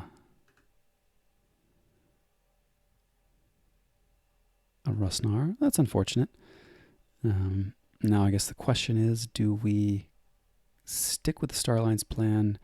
They'd get to go into Logos again, draw 4 more, reap for 4 total. Oof. Feels not ideal. Alternatively, we can go into Untamed. We can fight, reap. Still not great. I think we're going to lean into trying to build this board and see where that gets us. So I'm going to have 2 taunt spots available from Kakar. I want one for the Eddy. I think I want to leave the other open for another Eddy or perhaps Commander Chan. And let's hope we draw Garcia to tax this key. So first I'm going to play Officer Gray. Archive Pose Pixies. Yes. Kirby. Kirkar. Put the translator on Kirkar. Play the punctuated equilibrium. Okay, would have loved to see the Kirby there, but that's okay. Garcia's going to come down and tax this key. And I'm going to put Light of the Archons on. Let's see, they still have. Oh no, they don't have Regrettable Meteor any longer. Okay, I'm going to put it on the Quester, or the Kakar.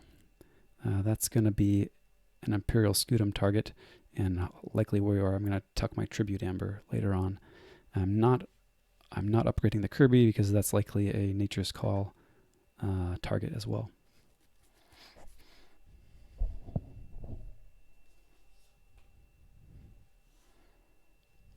Okay, so they're back in the Logos. It's working for them. Can't blame them. They're going to draw a bunch of stuff.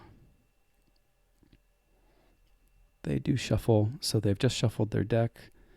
Another Kirby coming down. Sad to see.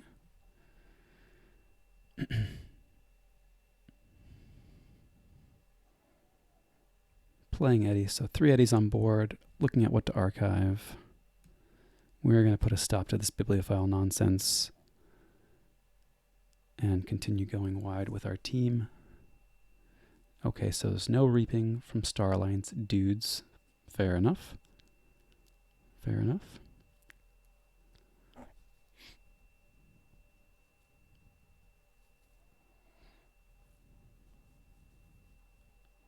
So a couple options here. I can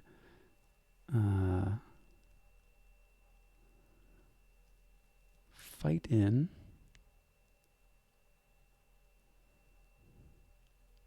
to their board, which doesn't seem terrible.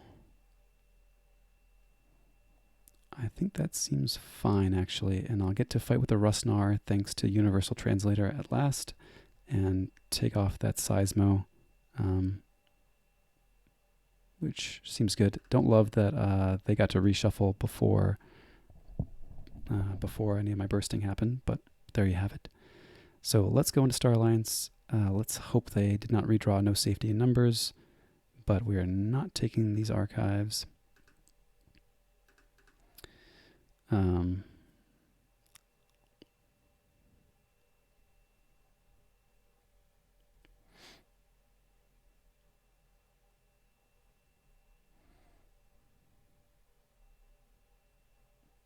Okay, thinking.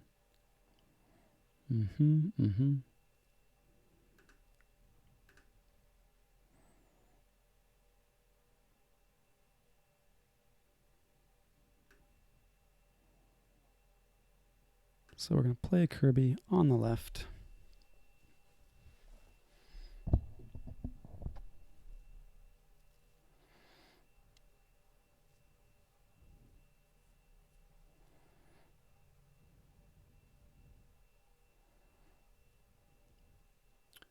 We're going to put the Scutum on Kirkar. Kirkar is going to fight into an eddy, and then Rustnar is going to fight into an eddy, take out the Seismo Entangler.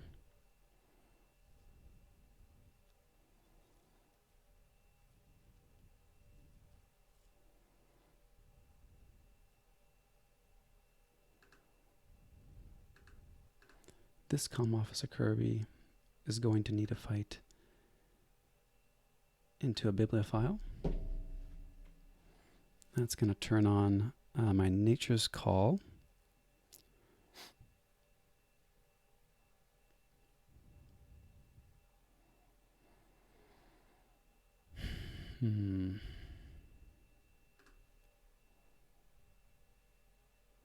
Is there a reason I want to leave them with any creatures?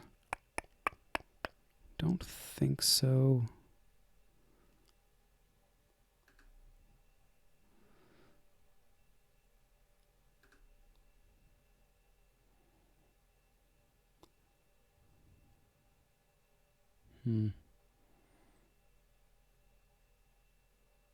So let's fight into this eddy and archive the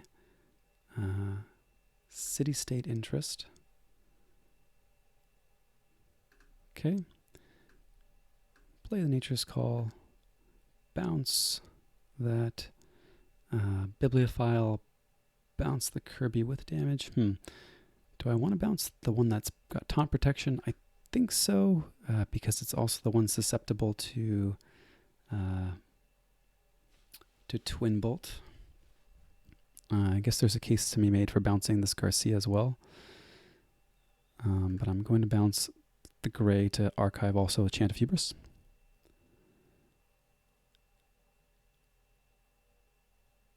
Or do I want to play it? I maybe want to play that Chant of Hubris, so let's not bounce the gray. The only reason to bounce gray really now is to protect it from Twin Bolt, but I think I'd rather protect this Kirby with a Taunter. And by getting this Kirby out there, I get to play a Chant, go to check, and keep the board going. Okay, so this is kind of cool. I now have City-State with a pretty wide team in there. Okay, JDG says, okay, thinking, which usually means they have a crushing play. And we'll see what that translates to. We've got all three eddies in discard, so that's a fair bit of their taxing capabilities. They could have drawn into a whole number of things within Saurian. At this point, no safety numbers would be very sad. But what can you do? I am liking having the Lieutenant Kirkar all enhanced up, and we'll be looking to tribute onto it as soon as possible in order to get out in front of that meteor, which is going to kill it when it comes out.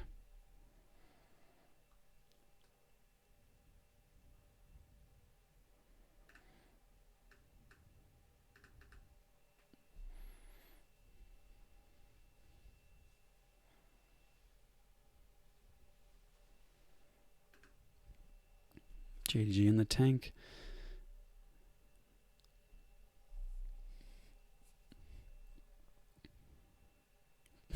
Potentially counting for Imperial Forge. That would be sad. Yeah, big board, go. All right, here comes the Saurians. Let's see that. Let's see that tribute Imperial Forge. I'm expecting at least an Odoak to take me off check. And I'm going to fix this stream window. Apologies. I think we're going to try out using some new options going forward.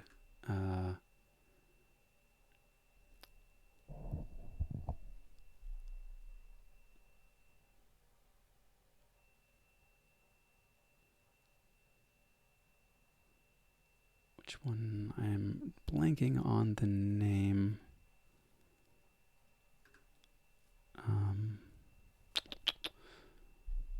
Of the tool that would allow for oh dear, all my embers. So sad, so sad.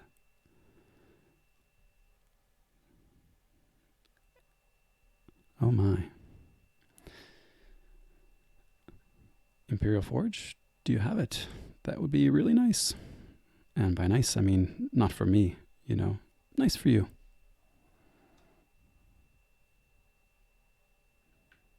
This is the pause. Do I need to play Orator Hasaro before the Imperial Forge? Okay, so they've been... Ooh, very nice. So now this Pompatus is eyeing my Lieutenant Kirkar, as is the Thorough. Very cool.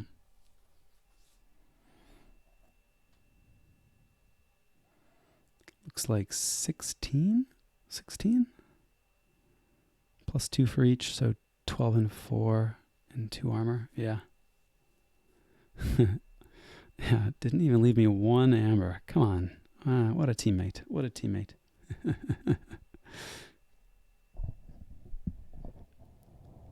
They must be counting for the Imperial Forge or deciding whether or not they can fight here or reap.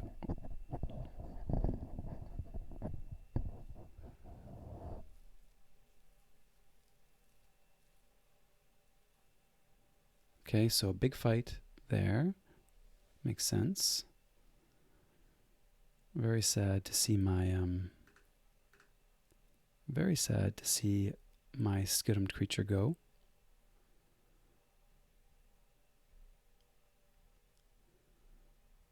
They've got 7, 10 amber on creatures, and 6 in the pool. Imperial Forge is plus 8. So 8 and 8, 16. So they have exactly enough to forge with Imperial Forge. No, they have one more than enough because of the Ember Pip on Forge itself. So they could safely forge with Imperial Forge here.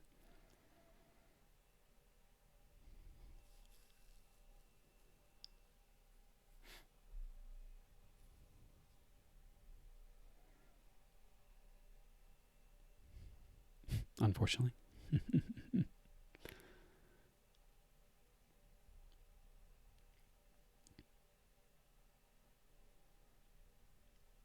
Big think.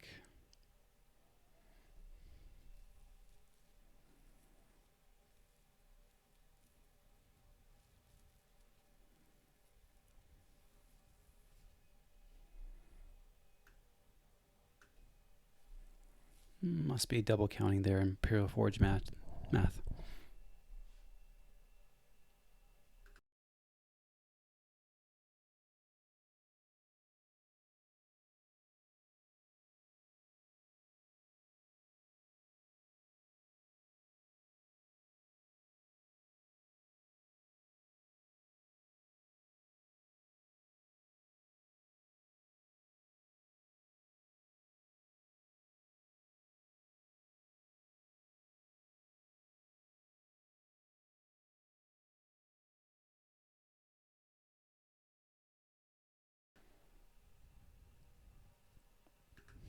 Nope. And they say 1 moment.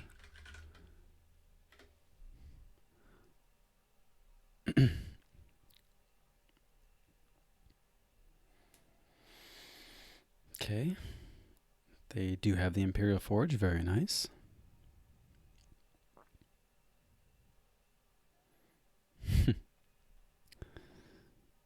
Okay. So, what a position we are in. Let's see here. Make sure I'm counting this correctly. So, Pompatus currently has plus 14. So, 18 and 2 armor. It needs 20 total damage.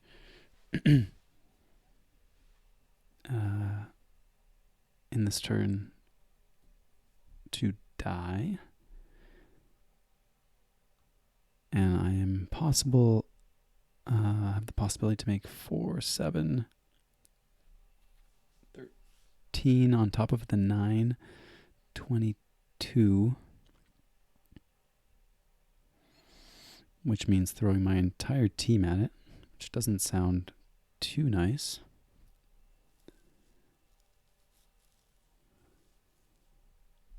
Alternatively,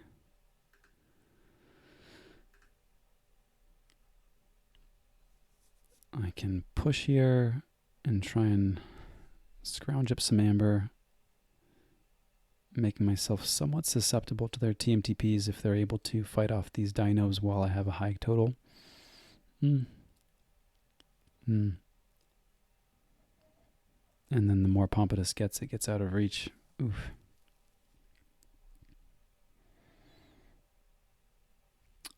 I think that's unfortunately my best play here.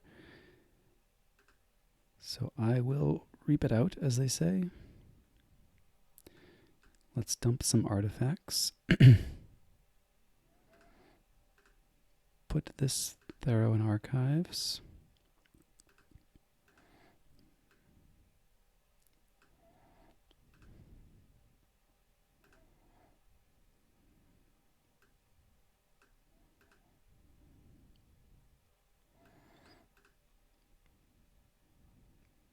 Okay. Would have loved to threaten a check there, but alas. Okay, going to Shadow. No reaping next turn. Very sad. Discarding the bad penny.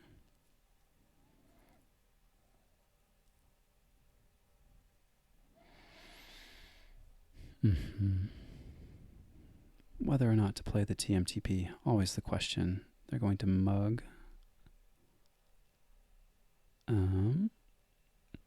My gray. So finishing off my officer gray makes sense. Very sensible. Probably means that they also are not about to play no safety numbers. Okay. And then Pestering Blow on my Kirby. So Kirby now has a damage and an enrage counter.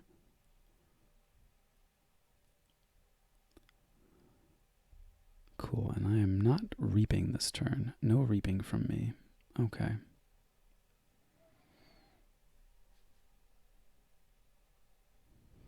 Okay, this may be a time to go in with the dinos and move some of these cards. I'm also not taking my archives. Really just not looking to gum up my hand with the pose. The pose may be impactful later when I just need to protect against TMTP for key 3 if that comes. But we're not there at the moment. I'm going to send this Legionary, which is absolutely not safe, excuse me. I'm going to play this tribute onto Kirkar, not repeat the effect. I'm going to play Imperium to ward my Kirby's. Discard Axiom. Seems bad for my health. And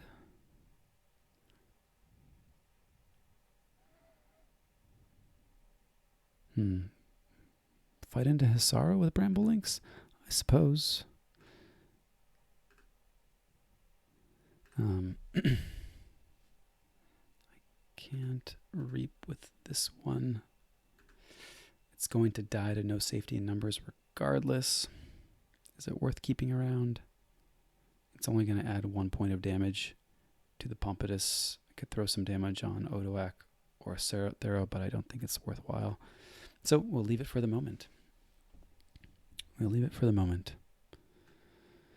Okay, our board grows, waiting to see if they want to venture in with no safety in numbers.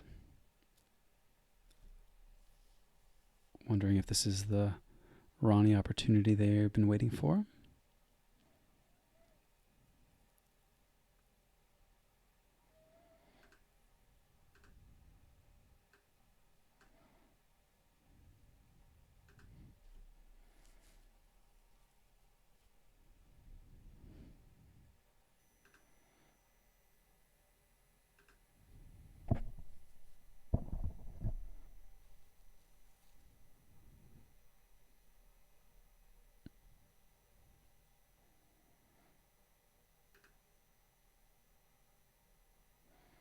Okay. If I do find that Nature's Call, yeah, very happy that they've played. I will be very happy that they've played both the Mug and the Pestering Blow, so I don't think they're going to have a great way to reclaim that captured Aember when that happens. I'm thinking I'll be able to bounce those dinos and drop the pose from archives to protect that Aember. Okay, another tribute, making a really big Pompatus. My goodness. Oof. Okay, almost certainly out of fight range. It's got, looks like 28, 24 and 4? Yeah, 28 and 2 armor, 28 power and 2 armor Pompatus. That is a big Pompatus.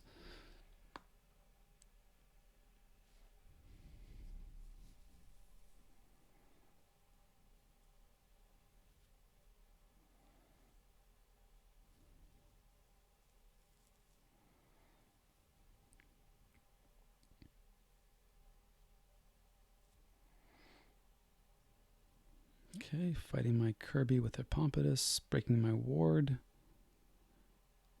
Fighting in also with another creature, I presume. Or just setting up their no safety, also possible.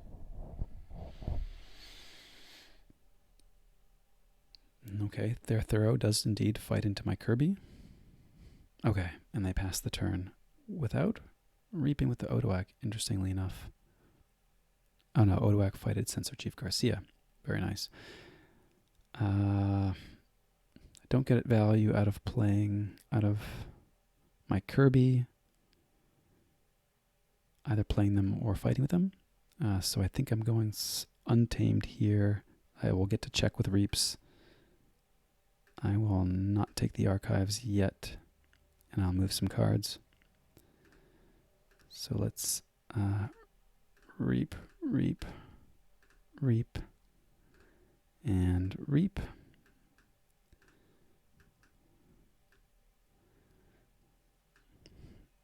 And let's heal the Rustnar. And also heal my Kirby with a pair of Deepwood Druids. Okay. Okay, interesting. So we found 2 tributes and Commander Chan. They play Babbling Bibliophile and Igor.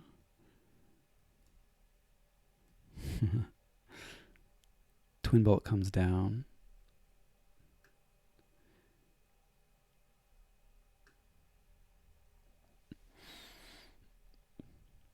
Have to expect... Okay, so they have no more Eddies to play in Logos. That's encouraging. Would love to get a Forge in. And I do. Very nice. Cool. So, making the red key. 1 step of the way there. I'll take it. All right, let's go into Star Alliance now. I'm still just trying to move some cards. looking for that Nature's Call. And Kirby is going to fight to shed this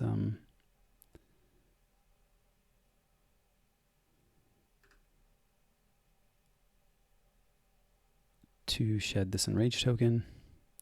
Breaks the ward, unfortunate. But I will use that and play a tribute, capture onto my 5 that I've not captured onto yet. And then I'm going to play another Kirby on the other flank. Kind of expecting that to die before I play Pose, though maybe it would have been better to play Pose, or to leave that still for Pose and hope to draw it next turn. But we'll see. I guess no safety doesn't kill Kirkar, but does kill the other 2.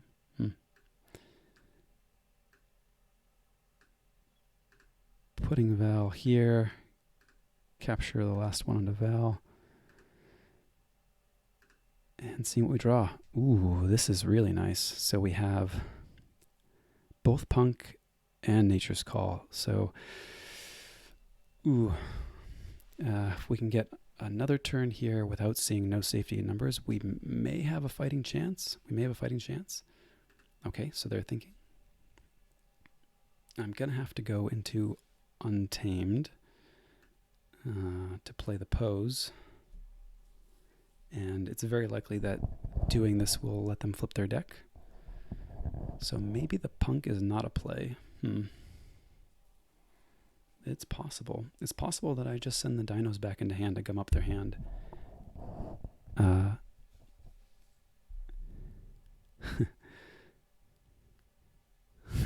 Yeah, we got to get JDG to mix up the chat responses, right? Okay, thinking. I think maybe he's just got some like canned response buttons that he's implemented. Okay, not sad about Saurian.